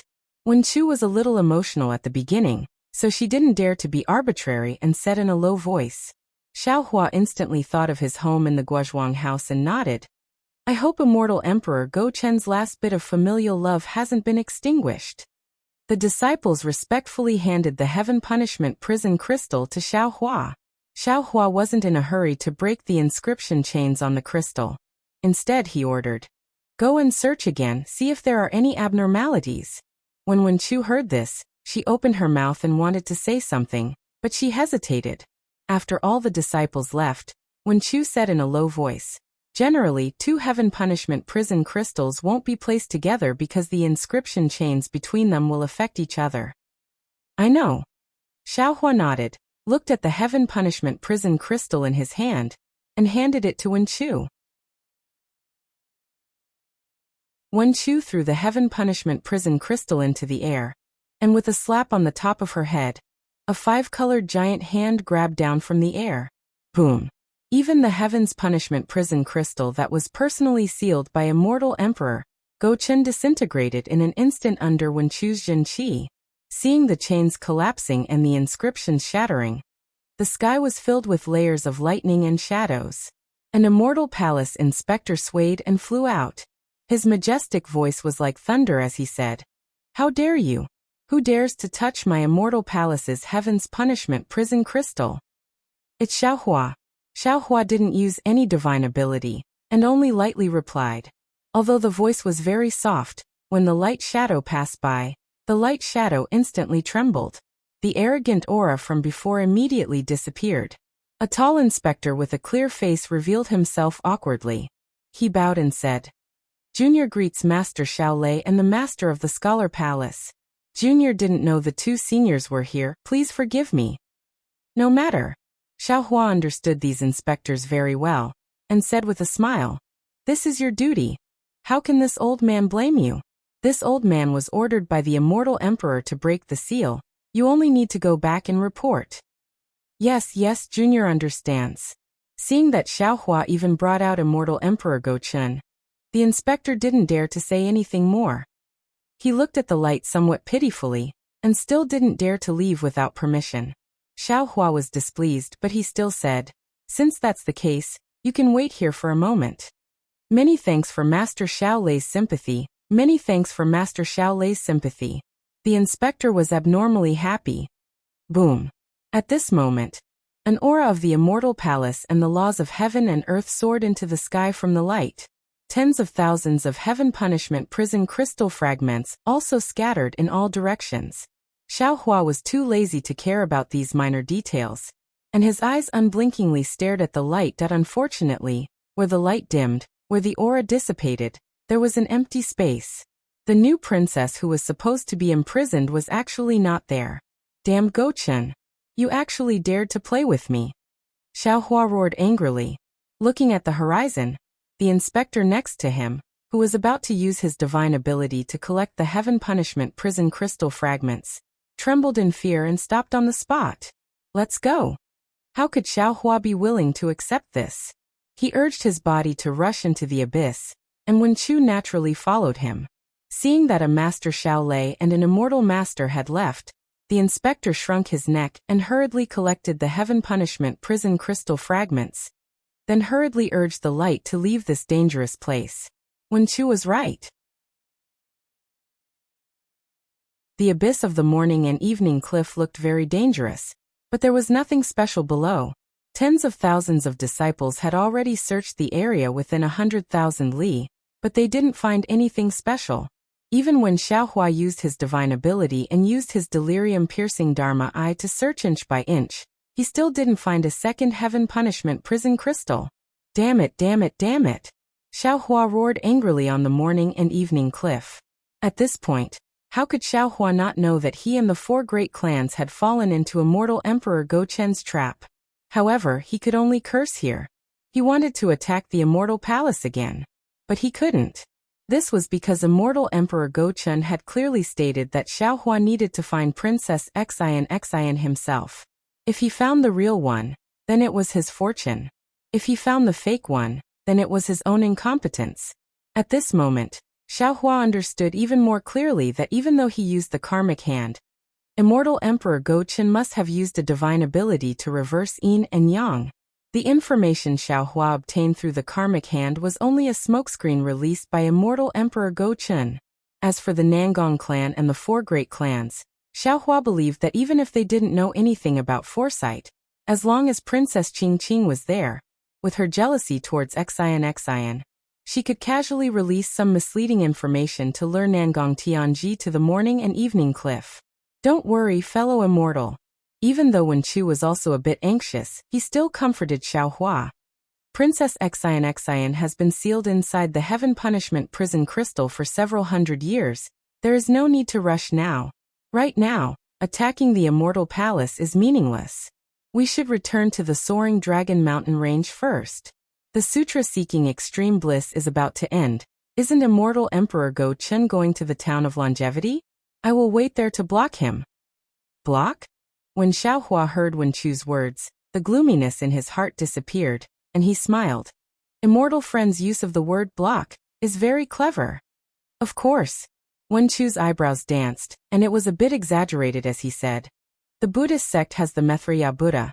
The demon race has the heaven-defying lightning phoenix. The Immortal Palace has this old man, and the Taoist sect has the Fortune Gates sect master. If facing Immortal Emperor Go-Chen together, what is it if not block? Haha, let's go. We will return to the Soaring Dragon Mountain Range. Xiaohua laughed and waved his hand at the surrounding disciples, shouting, along the way, spread the news of our Fortune Gate breaking the alliance of the 4 great clans at the morning and evening cliff. Yes, disciple understands. The group of Fortune Gate's disciples were also in high spirits, and they replied loudly, we will obey the sect master's orders. Give it as a reward, and thank you for all your support.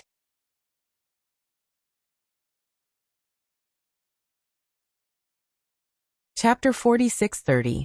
Xiaohua returned to the Fortune Gate with his victorious army, and the results of the battle at Dawn and Dusk Cliff swept through the entire hidden immortal continent like a tornado. There were those who were gloating over Xiaohua's misfortune, those who were overjoyed, and those who were alarmist, but most of them were eagerly awaiting the reaction of the 4 families. Unfortunately, the 4 families were completely oblivious to this and didn't give any response. Zhai Xinglu, on the other hand, announced the details of the battle in full detail, and even revealed the source of the enmity between Xiaohua and the 4 families. Not only did Zhai Xinglu earn a lot of primordial stones, but it also aroused the hatred of the female cultivators of the hidden immortal continent. Although Confucian cultivators emphasized the parents' orders and the matchmaker's words, which woman didn't yearn for a beautiful, eternal love? Who didn't want to find a partner who could be with them for eternity? Why had the tender emotion sword become the #1 weapon of Confucian cultivators? Wasn't it just the story of an infatuated woman and a heartless noble from the immortal palace? Now a grand ascension stage human cultivator was standing right before their eyes. This man had fought his way to the southern heavenly gate all by himself, and he had fought against the 4 most ancient families of Confucian cultivators by himself. He had done all this for the sake of the love in his heart, and to give his lover a lifetime of happiness. How could these women not be convinced? Thus, before Xiaohua had even returned to the Fortune Gate, countless stories had already been told. Xiaohua's handsome, stalwart, and infatuated image was tens of thousands of times more arrogant than that of a grand ascension stage human cultivator. Xiaolei, Xiaolongshi, the Fortune Gate, the Soaring Dragon Mountain Ranges, the Xiao Nation, and the new princess had become a must-have topic of conversation. And they were even more famous than the sutra-seeking extreme bliss. Even though the Tao Gate's chances of prosperity were still very slim, Xiaohua's rise had already been revealed to the world. Xiaohua naturally received this news as well, and he knew that Bian had done this on purpose. A wry smile appeared on his face, and he had to admit that this method was quite effective. In fact, he felt that the influence of this method was definitely not inferior to that of a Grand Ascension stage human cultivator. Fellow immortal. Xiaohua looked at the soaring dragon mountain range in the distance with a very depressed expression and said with a smile, "Now I finally understand why the verbal condemnation of Confucian cultivators is more powerful than sabers, spears, swords, and halberds. Perhaps sabers, spears, swords, and halberds can destroy the body, but verbal condemnation can destroy the heart. It's not just the human heart." Wen Chu laughed. "It's simply stepping on people and making them infamy for generations to come. This is also the reason why Fairy Xingyu established Star Moon back then." Xiaohua thought of Su Ji and Fairy Xingyu and said, "Although Senior Su is powerful, his influence in the 3 continents is far inferior to that of Fairy Xingyu. The ancients once said, 'Even the fragrance of wine fears the depth of the alley.' That's the truth." Wen Chu chimed in, "For the sake of the new princess, fellow immortal is willing to risk his life to fight with the 4 aristocratic families. If we don't spread the news, who would know?" The 4 aristocratic families and the immortal palace didn't feel any pressure at all. Now that the 4 aristocratic families and the immortal palace have become the target of public criticism, I'm sure immortal Emperor Gaochen will find a way to get out of this situation. Bai, and is also from the immortal palace. Using the immortal palace's method to deal with the immortal palace is just that old man Gaochen asking for trouble. Xiaohua sneered. Speaking of this, Xiaohua's heart trembled as he thought of something and said, "Let's speed up." This Xiao has some doubts in his heart, and needs to discuss them with fellow Taoists. Just as Xiaohua approached the soaring dragon mountain range, the celestial being and the others came to greet him. In fact, they were not much earlier than Xiaohua, but Xiaohua was able to slow down, while the celestial being had returned a few days earlier. Xiaohua received the Kunlun mirror that was returned to him by a heavenly being. Before he could say anything, the group of disciples who had stayed behind bowed respectfully. Looking at their high spirits, they naturally knew about the Fortune Gate's victory. Xiaohua put away the Kunlun mirror, helped the disciples up, and gave them a few words of encouragement before entering the Fortune Gate Palace. Xiaohua sat down on the jade chair. First, he let out Yu Zhongquan and the other disciples, then he asked Daoist Witch and the other clones to come out. When Daoist Witch came out, there was nothing unusual. When Archfiend Shi came out, the entire soaring dragon mountain range was suddenly covered with golden and black stripes. The moment these stripes appeared, more dragon stripes appeared. And when the dragon stripes changed, more green stripes appeared. Layer after layer of the laws of heaven and earth came surging over like waves. Although the laws of heaven and earth were surging, the disciples couldn't sense them. Most of them were looking at the ripples in the sky, feeling puzzled. Xiaohua was greatly shocked. He hastily summoned the mirror of Kunlun, and was about to rise to his feet from the jade chair. Right at this moment, all the Tao of heaven and earth poured down, falling right onto Reverend Yun, Shifiend, Daoist Wu, and even Wen Chu, causing ripples to appear on her body. Haha. Xiaohua felt as if he had lost something, but also gained something more. He suddenly understood. He cupped his fists and said, "Congratulations, fellow Taoist." Reverend Yun, Archfiend Shi, and Daoist Witch stood quietly in midair, not saying a word. The disciples were also silent as they waited quietly. After the time it took to finish a pot of tea, Archfiend Shi said, "Kaka, I understand now. Xiaohua didn't wait for him to finish. He waved his hand and silenced the surroundings. Reverend Yun opened his eyes and raised his dragon head. With a thunderous voice he said, "So this is a dragon. I understand now. The dragon cleansing pool is just the body of a dragon.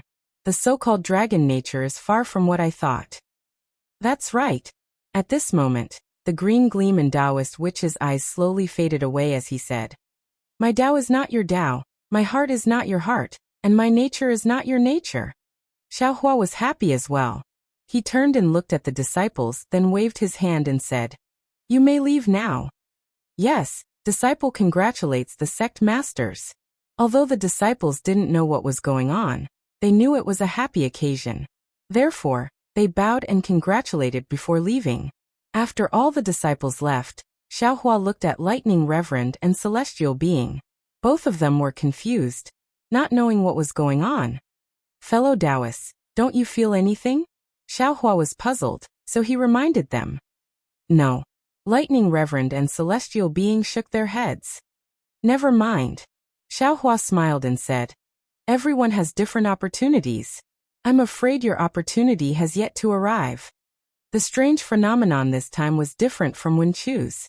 Wenchu had only formed his human nature for a short while, and it happened when the High Purity Palace's master was breaking through the knot in his heart. Therefore no one noticed it. On the other hand, Taoist Witch Reverend Yun and Archdevil Venerable Shi had formed their own natures, and they only stopped after an hour. Xiaohua pondered for a moment, and understood. Not to mention that Reverend Yun was different from the Dragon Clan in the Three Mainlands, and Archdevil Venerable Shi was different from the ordinary Devil Clan. Even Taoist, which had formed his own natures after devouring a lot of ruined souls. What was more special was that each of the three clones had formed different laws, which affected each other. That was why they had formed such a huge commotion. As for why the three clones had only formed their own natures now, it must be because Wenchu had formed his human nature first and triggered the laws of heaven and earth, which affected the three clones at the same time. After everything quieted down, the 9 Fortune Gate patriarchs sat down on their jade chairs. Xiaohua opened his mouth. First, congratulations to fellow Taoists, but this humble Taoist still has some words to say. We are born from the same roots, and we are closer than Fortune Gate's disciples. Although our cultivation paths are different, we must not fight against each other. Don't worry, big brother.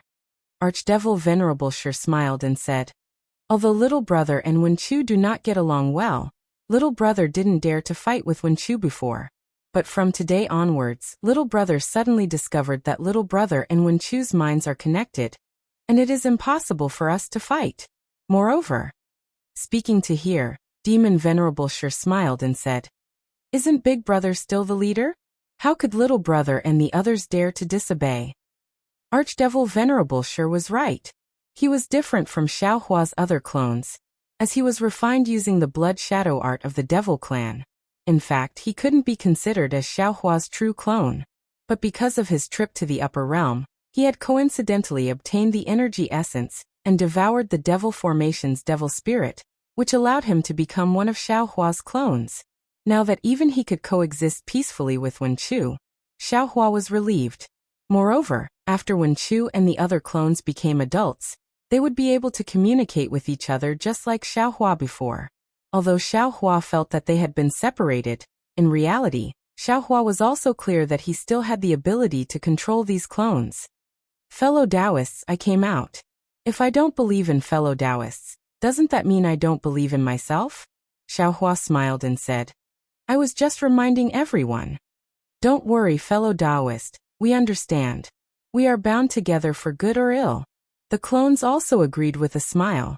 Although each of them had different appearances, their smiles were the same. Seeing everyone's smiles, Xiaohua couldn't help but smile as well. He had cultivated the Green Hill sex transformation technique, and his clones had also gained some benefits. Now, even if he faced the Vairocana Buddha, Xiaohua was confident that he wouldn't let anyone see through his disguise. As for the Two Purities Temple's master, because he was the Sword Heart Seed's master, Xiaohua had to be on guard. Then Xiaohua said, after the battle at Chaomuya, our Fortune Gate has shown its prowess. From now on, no one will dare to provoke our Fortune Gate. However, this Xiao has 2 doubts about this battle. Oh, what doubts does fellow Taoist have? Taoist Yin didn't participate in the battle, so he asked curiously. Xiaohua looked at Wenchu and said, in this battle, although the 4 big families sent out 900,000 disciples, including Dongfang Qianghao, Shimen Jianzhong, Nangong Tian, and Baiming Chou Qing, and dozens of 9th grade Essence Force 1 sages, and the battle was fierce, but now that I think about it, the 4 big families seem to have taken advantage of the situation. Each family has more than 200,000 disciples, right? Although my Fortune Gate has become extremely powerful, It is still far from enough to contend against the 4 big families with just the strength of my fortune gate alone. Even if our fortune gate's strength is enough to resist the Nangong family, I can still laugh secretly. Give it a tip, and thank you for all your support.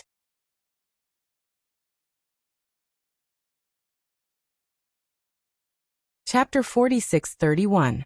Fellow Taoists, don't forget how long the 4 great clans have existed. How many years have they been plotting in the hidden immortal continent? How many years has it been since our fortune gate rose? Moreover, the 4 patriarchs didn't seem to have used their full strength. Wen Chu, celestial being, lightning immortal, what do you think? And fellow Taoist is right. Wen Chu pondered for a moment and said, that Dongfang Qianghao did use some powerful methods, but it would be a joke to say that this was Dongfang Qianghao's most powerful method. Dongfang Qianghao definitely didn't use his full strength. Of course he didn't use his full strength.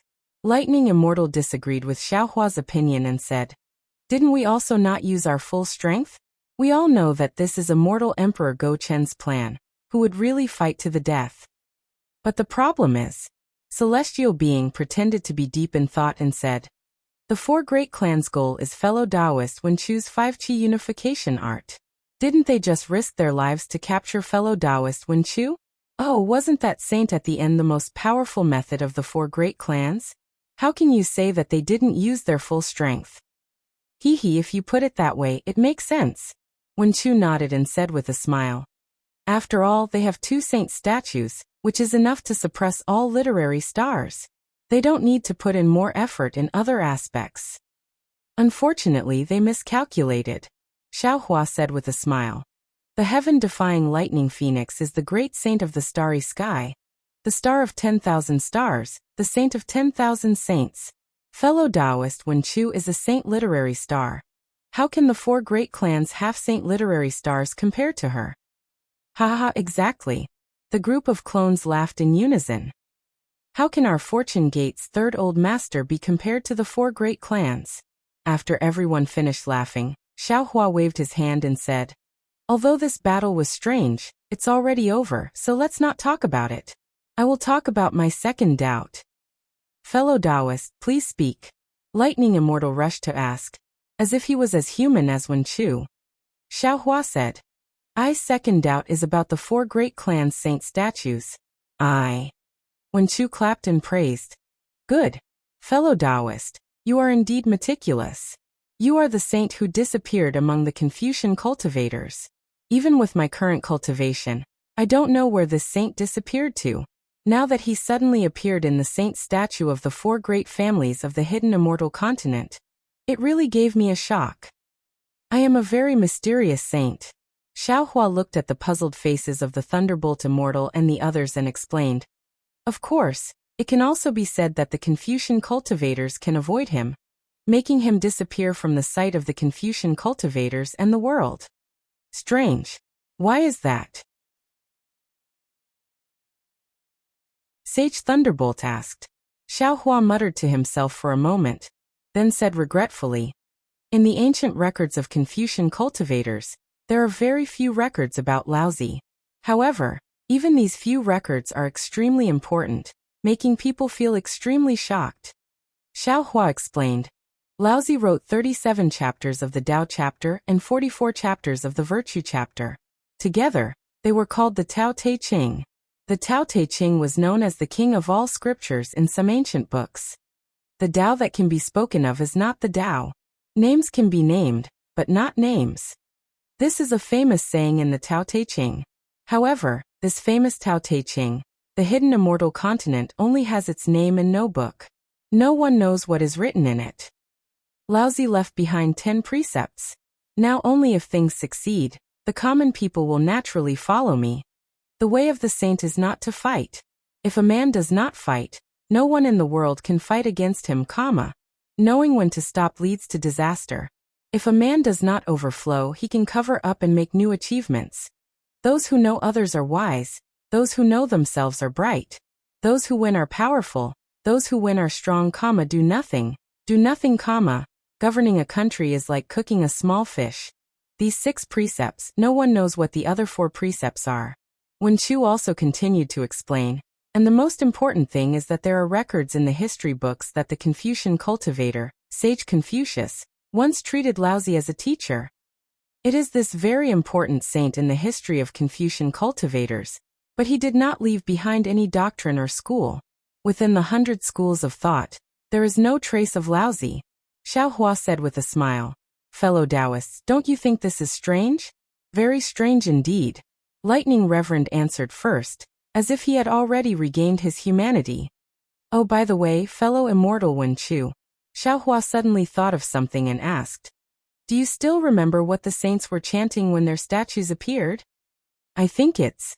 You may be named, but you are not named in Hanggu Pass. Wen Chu also seemed to be unable to remember clearly, and answered with uncertainty. Hanggu Pass. Xiao Hua nodded. Yes, that's the place. If we can find Hanggu Pass, we should be able to find the reason why this saint disappeared. I don't think there is such a name in Hidden Immortal Continent. Wen Chu shook his head. I've read the records in the Immortal Palace, but there is no record of this either. Reverend Yun laughed. Not all Confucian saints are from Hidden Immortal Continent, so this Hanggu Pass might not exist in Hidden Immortal Continent. What does a missing saint have to do with us? Let's talk about it when we have the opportunity in the future. Fellow Taoist, you are right. Xiao Hua nodded. Let's cultivate in silence for now. After the sutra seeking of extreme bliss is over, Reverend Yun will take charge of the Fortune Palace, and we will go and see Old Man Gaochen's face. Good. Wen Chu clapped his hands. Fellow immortal Lei Ting and I have always wanted to listen to the heavenly Tao and Karma talk. Let's part ways here. After saying that, Wen Chu and Reverend Lei Ting's figures swayed and entered the space, where they continued to cultivate and comprehend. Seeing the two leaving, Honorable Demon Shi and the others also bid farewell to Xiao Hua and entered the space. Seeing his avatars cultivating, Xiao Hua also sat cross-legged on a jade chair. He frowned as he looked at the gloomy sky outside the Fortune Tao Palace. A kind of confusion, a kind of worry, and a kind of homesickness quietly rose in him. A mountain range was like an old bull that had been working all day, lying on the ground and resting. It looked very heavy and majestic. The setting sun hung diagonally in the west, and rays of multicolored light spread across the sky. Today's dusk looked a little different from usual. Auspicious clouds hovered in the sky, and no matter how the wind urged them, they could not move their feet. A faint chanting sound was born in the wind. It was like the chanting of 100 suns, but also like the chanting of 10,000 Buddhas. Dang dang. In the sound of the wooden fish, there were also scattered starlight that couldn't help but scatter down first. Facing the blood like light and shadow, a vigorous figure shook. This mountain range was naturally the Crouching Bull mountain range outside the immortal town. It was also the place where Xiao Hua, Lu Yi Yuanya, and Xiao Jian passed by when he was forced to leave the immortal town. At this moment, a few more figures walked over from the darkened path. The one in the front was the fire ape, holding a magic wand in his hand. While walking, he shaded his eyes with his hand and looked forward. Behind him was a monk who seemed to be walking unsteadily. The monk looked tired, but his eyes were very bright, like stars in the night sky. Behind the monk was a weak white horse. On the horse's back was an incomparably huge pig. The pig was snoring with its head facing the sky. A fist-sized air bubble was expanding and shrinking in its nostrils as it snored. Behind the white horse was a Confucian cultivator wearing a battle robe. On his shoulder was a crescent moon shovel, and on the two ends of the crescent moon shovel were two huge bags. Wasn't this group of people Chun Zong, and his disciple from the sutra seeking extreme bliss? Master. After turning around the mountain path, a small town appeared in front of them, and a long river flowed from one side of the town. Zhen Kong, who was in the front, put down his hand, turned around and walked a few steps, supporting the staggering Chun Zong, and said with a smile, "The immortal town is in front. Master, you only need to walk for another hour, and this sutra-seeking extreme bliss will come to an end." Although Zhen Kong was smiling, his smile was a little stiff, and he even seemed a little nervous. However, the excitement in his voice came from the bottom of his heart. Of course, there was no surprise in this excitement. After all, He already knew through his divine sense that they would definitely reach the immortal town today. With Zhen Kong's support, Xuanzang stopped and let out a long sigh. He raised his hand again and wiped the sweat from his forehead. He turned to look at Zhen Kong and said, "Disciple, it's been hard on you along the way." "It's not hard at all." Zhen Kong waved his hands and said respectfully, "Disciple was naughty and mischievous before. If I didn't follow Master on this journey, how could I have comprehended Buddhism? Disciple's hard work was cultivation, and Disciple is very happy. Disciple was afraid that I didn't serve Master well enough." Amitabha, Buddha is merciful. Chunzong chanted Buddha's name and said, "The sea of bitterness is boundless, turn back, and the shore is at hand. Disciple, you were able to wake up and turn back in time. This is Buddha's great strength, and it has nothing to do with Master." "Yes, Amitabha, Buddha is merciful." Zhen Kong imitated Chunzong. He chanted Buddha's name, and he seemed to be doing it. This fire ape really has a change in personality. On the white horse, Zhenjie turned around and sat up. Dragon horse Zhenfeng didn't wait for Zhenjie to raise his hand, and immediately turned smaller, so that Zhenjie could sit more comfortably. However, Zhenjie said coldly, "If I didn't see that you were exactly the same as the previous Zhen Kong and didn't see anything wrong, I would have thought that you were a fake Zhen Kong." "Amitabha Zhenjie," Chunzong reprimanded. "People change, let alone Zhen Kong who was under my Buddha's light. He followed Master for 300 years, so how could he not have Buddha nature? How could he not focus on Buddha?" "Focus on Buddha?" Zhenjie punched Dragon Horse Zhenfeng's buttocks and said with a smile, "What about this scoundrel? He didn't come much later than Zhen Kong." "Eldest senior brother, I am the Eastern Sea Dragon Palace's 10th prince," Dragon Horse Zhenfeng said with a bitter face. "There are still dozens of dragon maidens waiting for me to return and pamper them. If I were to become a monk, what would happen to them?"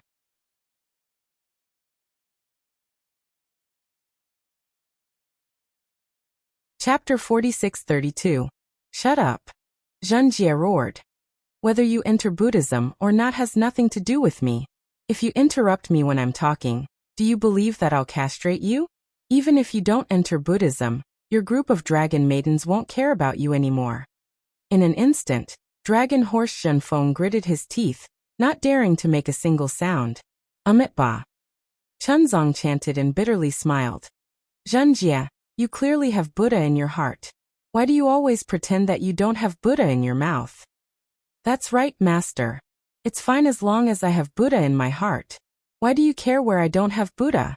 As Zhenjie spoke, he looked up at the sky and sneered. "There are so many people here today." "Let's go, Master," Zhen Kong respectfully said. "Let's quicken our pace. The sun will set soon. Today is almost 300 years since Master left Longevity Town. Stepping into Longevity Town at sunset is the perfect time for my Buddha." "All right." Hearing this, Chunzong was motivated again. He struggled to get up and walk towards Longevity Town. As the sun set, Chunzong and his disciple got closer to Longevity Town. When the afterglow of the setting sun disappeared, the entire land was shrouded in a thin layer of white. Chunzong had one foot in Longevity Town. Boom. At the west side of Longevity Town, a huge Buddha lotus appeared out of thin air. The Buddha radiance shot out from the Buddha lotus, illuminating Longevity Town and Crouching Bull Mountain like the sun. "Amitabha, Amitabha." Chants of Buddha resounded from the Buddha lotus. Dang, dang, dang. The sound of a wooden fish hitting the ground could be heard. Amidst the sounds, the Buddha lotus slowly bloomed, and 9 colors shot into the sky. Within the 9 colors, heavenly dragons danced, heavenly maidens bounced back, and heavenly flowers fell from the sky. Scenes of Buddhas in small kiliacosms were born and extinguished in the light. Namo Amitabha. With a loud Buddhist chant, the Namo Dipankara archaic Buddha world exalted revealed his Buddha form from the void. In front of him, the Namo Wisdom Manjushri Bodhisattva placed his palms together with a smile on his face. Behind the Buddha and Bodhisattva, there seemed to be countless arhats, Jayans, and other Dharma protectors accompanying them. Boom. Just as the Western Buddha Lord appeared, a clear sound came from the eastern horizon. A colorful cloud covered the eastern sky, and thousands of auspicious signs hung on the four sides of the cloud. Auspicious signs surged, dragons and phoenixes appeared, and the sounds of students chanting resounded through the sky. Along with this chanting, fist-sized inscriptions appeared one after another, condensing into words, sentences, articles in midair, and finally turning into a mountain of books and a sea of words. With the appearance of the mountain of books and sea of literature, a majestic pillar of energy descended from the void. Amidst the vibrations, immortal Emperor Gochen appeared on top of the five-colored clouds with his emperor's robe, and the emperor's sword hanging by his waist. As soon as immortal Emperor Gochen appeared, a dragon-shaped providence rushed out from the longevity town, and circled around immortal Emperor Gochen a few times. Then, it turned into a seat and landed below him. As immortal Emperor Gochen sat down, Taibai Jinxing, who held a horsetail whisk, and Sun Jian, who held a three-pointed, double-edged saber appeared beside him. Around the clouds, the generals of the Sun Palace also appeared with their weapons in their hands. Boom! With the appearance of the Eastern Immortal Emperor, another loud rumble came from the north of the longevity town. At this time, the northern horizon was filled with stars, and countless pillars of light descended, shaking the entire sky. Under the stars and moon, two demon race great sages that were several thousand feet tall appeared. Weren't they the heaven-defying Thunder Phoenix and the Golden Rock? As soon as the two demon race great sages appeared, the starlight within 100 miles instantly gathered. Although they didn't bring any other demon race members, nor did they have the Immortal Palace or the Thunder Monastery ceremonial guards, the starlight was like an ocean, revolving around the two great sages' bodies in a profound manner. The majestic and boundless aura they exuded was comparable to the Immortal Palace and the Buddhist sect. Umitba. Greetings, benefactors. The Dipankara archaic Buddha placed his palms together and bowed. This emperor greets you as well. Immortal Emperor Gochen stood up from his seat and bowed. The Phoenix Sage and the Rock Sage transformed into their human forms and bowed as well. Greetings, everyone. After the Confucians, Buddhists, and demons of the three continents finished their greetings, Immortal Emperor Gochen spoke again. 300 years ago, we watched Chuanzong begin his Nirvana Sutra seeking. Now, 300 years later, we've personally come to the longevity town to welcome Chuanzong's triumphant return. 300 years have passed in the blink of an eye. TSK. The Golden Rock said with disdain. Old man Gochen, stop showing off your literary talent. 300 years is merely 300 days to your immortal palace. Of course, you'd feel that it's only a blink of an eye. Ah. The immortal Emperor Gochen smiled and didn't mind. The Golden Rock looked at the Dipankara archaic Buddha world and mocked. Old man Dipankara, where's Mahavairakana? I heard that he had a falling out with the Maitreya Buddha? Is he too ashamed to come to the longevity town? Amitba. The Dipankara archaic Buddha world exalt placed his palms together, and said with an expressionless face, Rock Sage, you're wrong. The Mahavairakana Buddha world exalt is currently comprehending the withering glory Buddhism, and has no time to come. Moreover, the Mahavairakana Buddha world exalt is the current Buddha Lord. Ever since Chuanzong stepped into the longevity town, the Nirvana Sutra seeking had already become a thing of the past. Since the past has passed, it's only natural for me, the past Buddha Lord, to come and welcome him. Why is there a need for the current Buddha Lord to come? What are you talking about? The Rock Sage waved his hand and said, if that's the case, the Nirvana Sutra seeking is a thing of the past. However, the Buddha light illumination is a thing of the future. You should let the Maitreya Buddha come. Why didn't you let him come? Are you unable to order him around? Forget it, forget it. Immortal Emperor Gochen hurriedly tried to smooth things over. He smiled and said, today's main character is Chuanzong. He has walked for 300 years, and his merit has reached perfection. Boom! Before Immortal Emperor Gochen could finish his words, another thunderous boom resounded from the southern horizon of the longevity town. This thunderous boom was so loud that it shook the earth and the mountains. Then a huge bolt of lightning flickered in the sky. Within the lightning, Xiao Hua, who was dressed in a Taoist robe, walked over. Xiao Hua's figure had already revealed itself. Within a radius of several hundred kilometers, Lightning surged out like a tide. The thunderbolts within the lightning were like dancing dragons and spiraling phoenixes. Layers upon layers of life and death phenomena rushed out from the flickering thunderbolts, transforming into obscure fluctuations that were extremely mysterious as they spread out in all directions. Within the ripples, the Thunder Reverend, Wen Chu, and the heavenly being stepped out. As soon as the three of them appeared, another sky-piercing aura surged towards them. How can my fortune gate not participate in such a grand occasion? Xiaohua stood in midair and said proudly. Greetings, Dragon Master Xiao. The golden-winged Great Peng did not dare to be negligent and saluted first. His posture was completely different from before. Fengwu also smiled and bowed. It has only been a few days. Greetings, fellow Taoist Xiao. Greetings, Sage Peng and Sage Feng. This Xiao greets you. Xiaohua smiled and bowed in return. Oh, so it's Master Xiao. Immortal Emperor Gochen slapped his forehead and laughed. This emperor forgot that the Longevity Town is in Yu Province. Your Soaring Dragon Mountain Range is also in Yu Province. Master Xiao should also come and observe the ceremony. Greetings, Immortal Emperor. Xiaohua looked at Immortal Emperor Gochen and said with a fake smile. This Xiao has not seen Immortal Emperor for a few days. I miss you. Ah yes, Immortal Emperor Gochen's skin was unusually thick. He acted as if nothing had happened and said with a smile.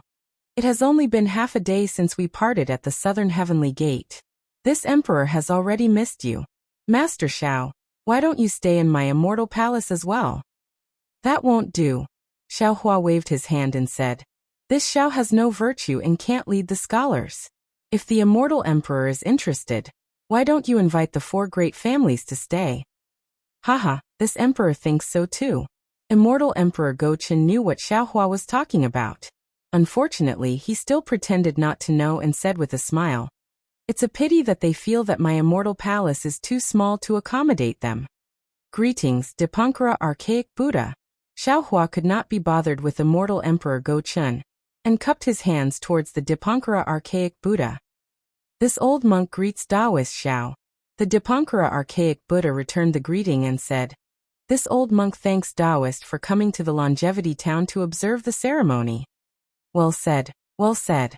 Seeing that the Dipankara Archaic Buddha didn't welcome him and spoke with a cold tone, Xiaohua naturally knew that the Dipankara Archaic Buddha already knew about Zhenjie and Zhenkong's origins, and even knew that he was good friends with the Maitreya Buddha. He was just casually saying this and was about to look at Chunzong. At this moment, the golden-winged great rock seemed to have noticed something and suddenly shouted, Old man Gochen, isn't this scholar the owner of your immortal palace's literature palace? Why is he standing beside Taoist Xiao? The golden-winged great rock was purposely making things difficult for Immortal Emperor Gochen. However, Immortal Emperor Gochen smiled and said, The owner of the literature palace is good friends with Master Xiao.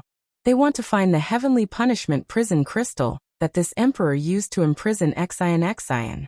Therefore, this emperor allowed the owner of the literature palace to help Master Xiao. Oh Gochen, you're really heartless. Back then, the 9th princess only made a small mistake. Even now you still haven't let her out? The golden-winged great rock laughed and said, Is the 9th princess your biological daughter? Xian made a mistake and violated the immortal law. Even if she's my daughter, this emperor still has to punish her. Immortal Emperor Gochen said seriously, This emperor will use virtue to conquer the world and rule the world. Your Majesty. At this moment, Taibai Jinxing, who was sitting in front of Immortal Emperor Gochen, suddenly appeared and bowed. This old subject has something to say. Immortal Emperor Gochen was stunned. He looked at Taibai Jinxing and nodded. Please speak. Taibai Jinxing smiled and said, The 9th princess was originally in the wrong. After being imprisoned by your Majesty for hundreds of years, the suffering she suffered was already enough to make up for her previous sins. Moreover, this huge mistake has been made up for, and the 5 Qis unification art has reached perfection.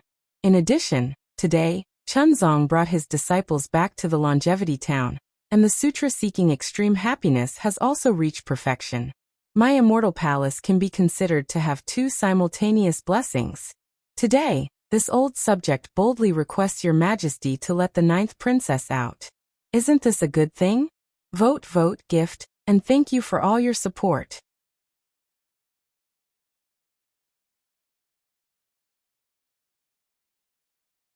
Chapter 46-33. Humph. Immortal Emperor Go Chun snorted. Instead of looking at Tai Bai Jinxing, he looked at Xiao Hua and said coldly, although Xian's sins have been reduced, a few hundred years isn't enough for her to repent. Let's talk about this later.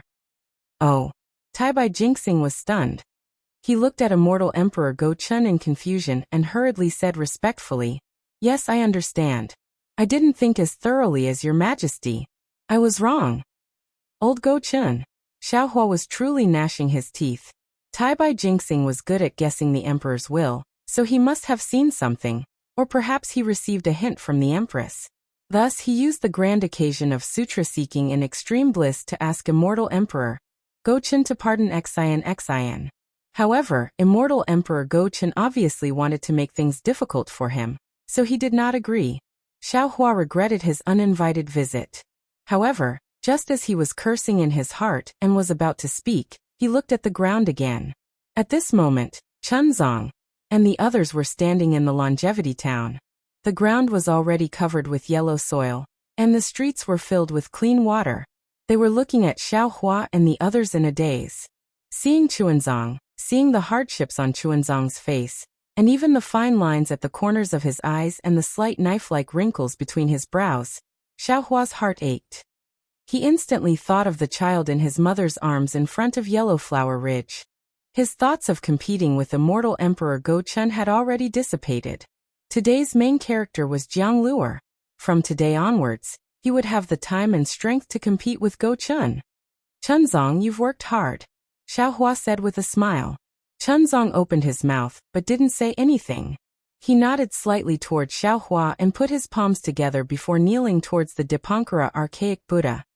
Namo Amitabha, disciple Chunzong greets the Dipankara Archaic Buddha. 300 years ago, disciple obeyed my Buddha's decree, and went to the Thunder Temple to obtain the Mahayana Buddhist scripture Sanzang.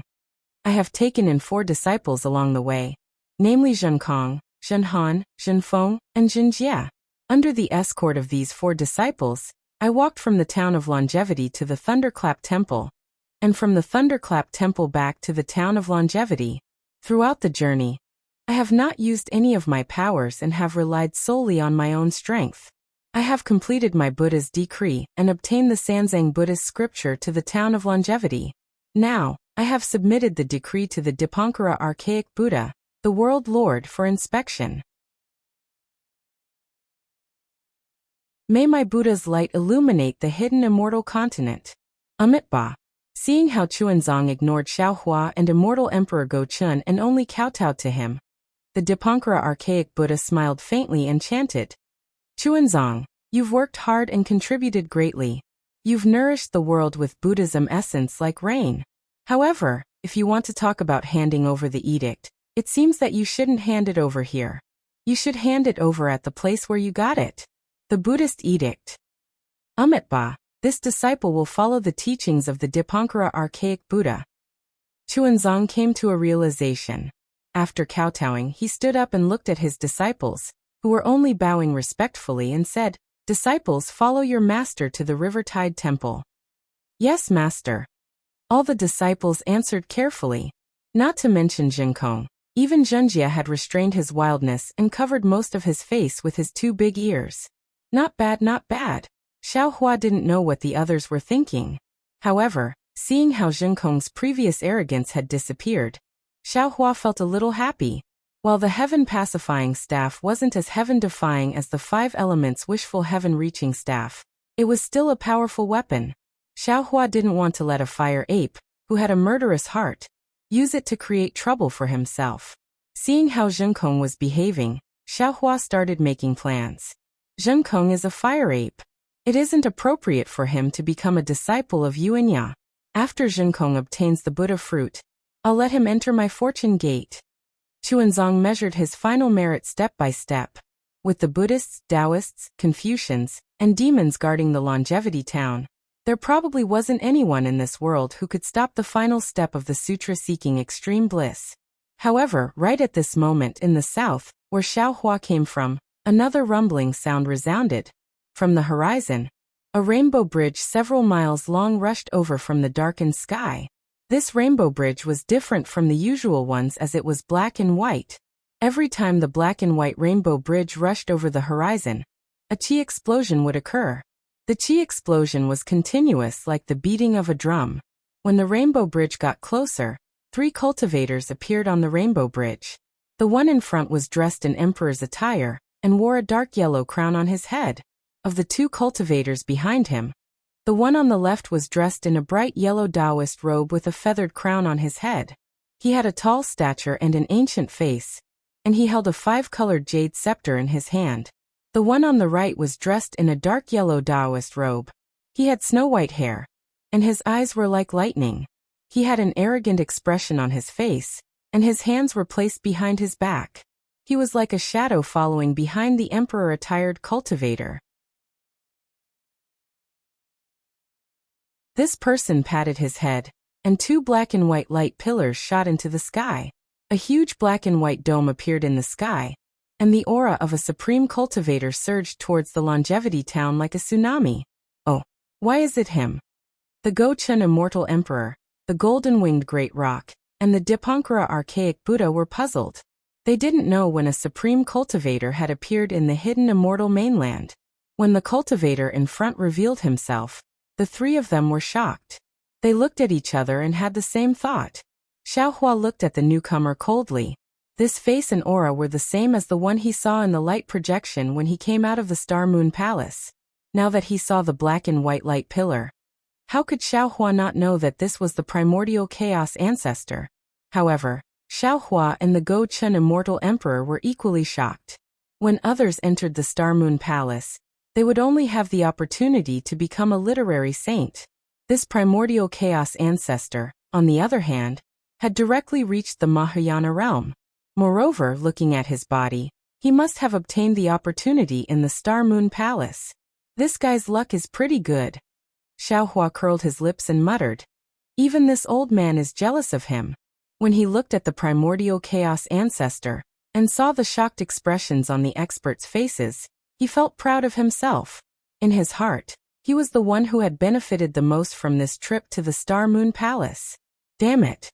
Before the primordial chaos ancestor could speak, the Gochen Immortal Emperor glared at the cultivator in the bright yellow Taoist robe and said, Taoist Rider Crane, you left the Peng Lai Immortal Realm without permission and violated the Immortal Palace's laws.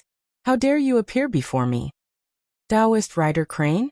Xiaohua rolled his eyes and immediately understood that the cultivator holding the jade scepter was the Taoist Rider Crane from the Lianghui Ridge who was ranked 2nd on the Xianhuang list.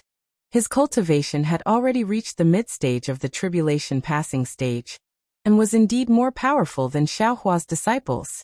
He was qualified to occupy the 2nd position. After hearing the Gochen Immortal Emperor's reprimand, Taoist Rider Crane's gaze swept across indifferently.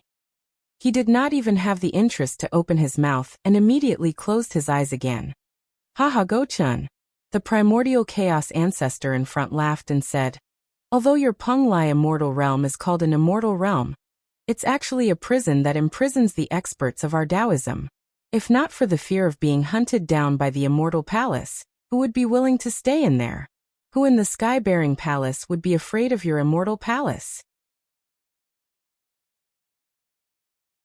Just wait and see. Other than Taoist Rider Crane, there will be more Taoism cultivators who will leave the Peng Lai Immortal Realm and join my Sky-bearing Palace. The Gochen Immortal Emperor's face flashed with brilliance and said coldly, if that's the case, then I'll cut the weeds and eliminate the roots to avoid future troubles. Haha, is that so? Since you have such thoughts, then please. The primordial chaos ancestor displayed his unscrupulous nature and laughed. Go ahead and attack. The more you kill, the more they will submit to me. The Gochen Immortal Emperor glanced at Xiaohua and laughed. If it was in the past, your sky-bearing palace might be their only choice. But now, from what I see, the Fortune Gate is my Immortal Palace's only strong opponent. The sky-bearing palace that you just built is not even comparable to a single hair of the fortune gate. Old man Gochun, the primordial chaos ancestor, laughed loudly. He looked at Xiaohua and said, "Don't show off such childish tricks here. The sowing discord in your words is too strong. It's not worthy of your identity as an immortal emperor."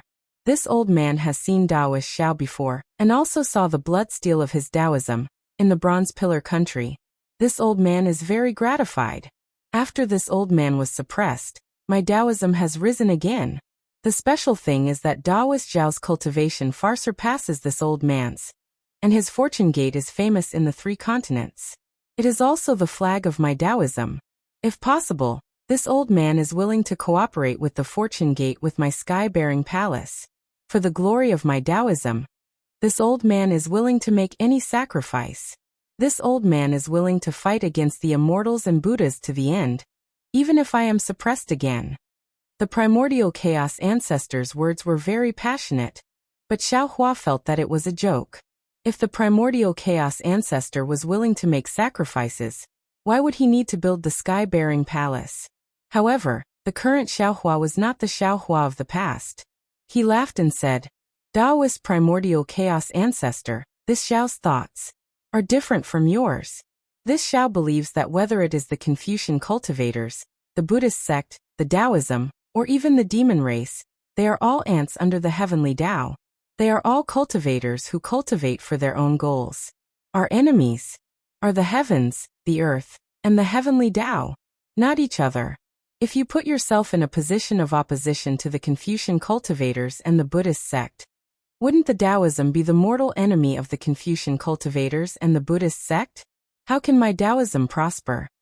The primordial chaos ancestor's face turned ugly, and he frowned and said, "Taoist Xiao, have you not heard of the saying, people who walk different paths cannot work together? My Taoism's cultivation is different from that of the Confucian cultivators and the Buddhist sect. How can we coexist? It is precisely because they are different that we can coexist." Xiaohua said curiously, "If there is competition, then it will not be easy to coexist. Moreover," speaking until here, Xiaohua looked at the Scholar Palace beside him and smiled. "This is the Scholar Palace's master, and also this Zhao's good friend. When we cultivate, we often verify what we have learned with each other. The Taoism and Confucian cultivators are actually interconnected in many areas. Only by referring to each other can we improve together." You're tuning in to the Li Mei's Wuxia Whispers YouTube channel. We're so grateful for your support, and don't forget to subscribe to join us on this incredible journey through captivating stories. Your generosity through donations truly makes a world of difference, as it's the primary source of revenue that allows me to expand and enhance this channel for you. Thank you from the bottom of my heart for being a part of this adventure.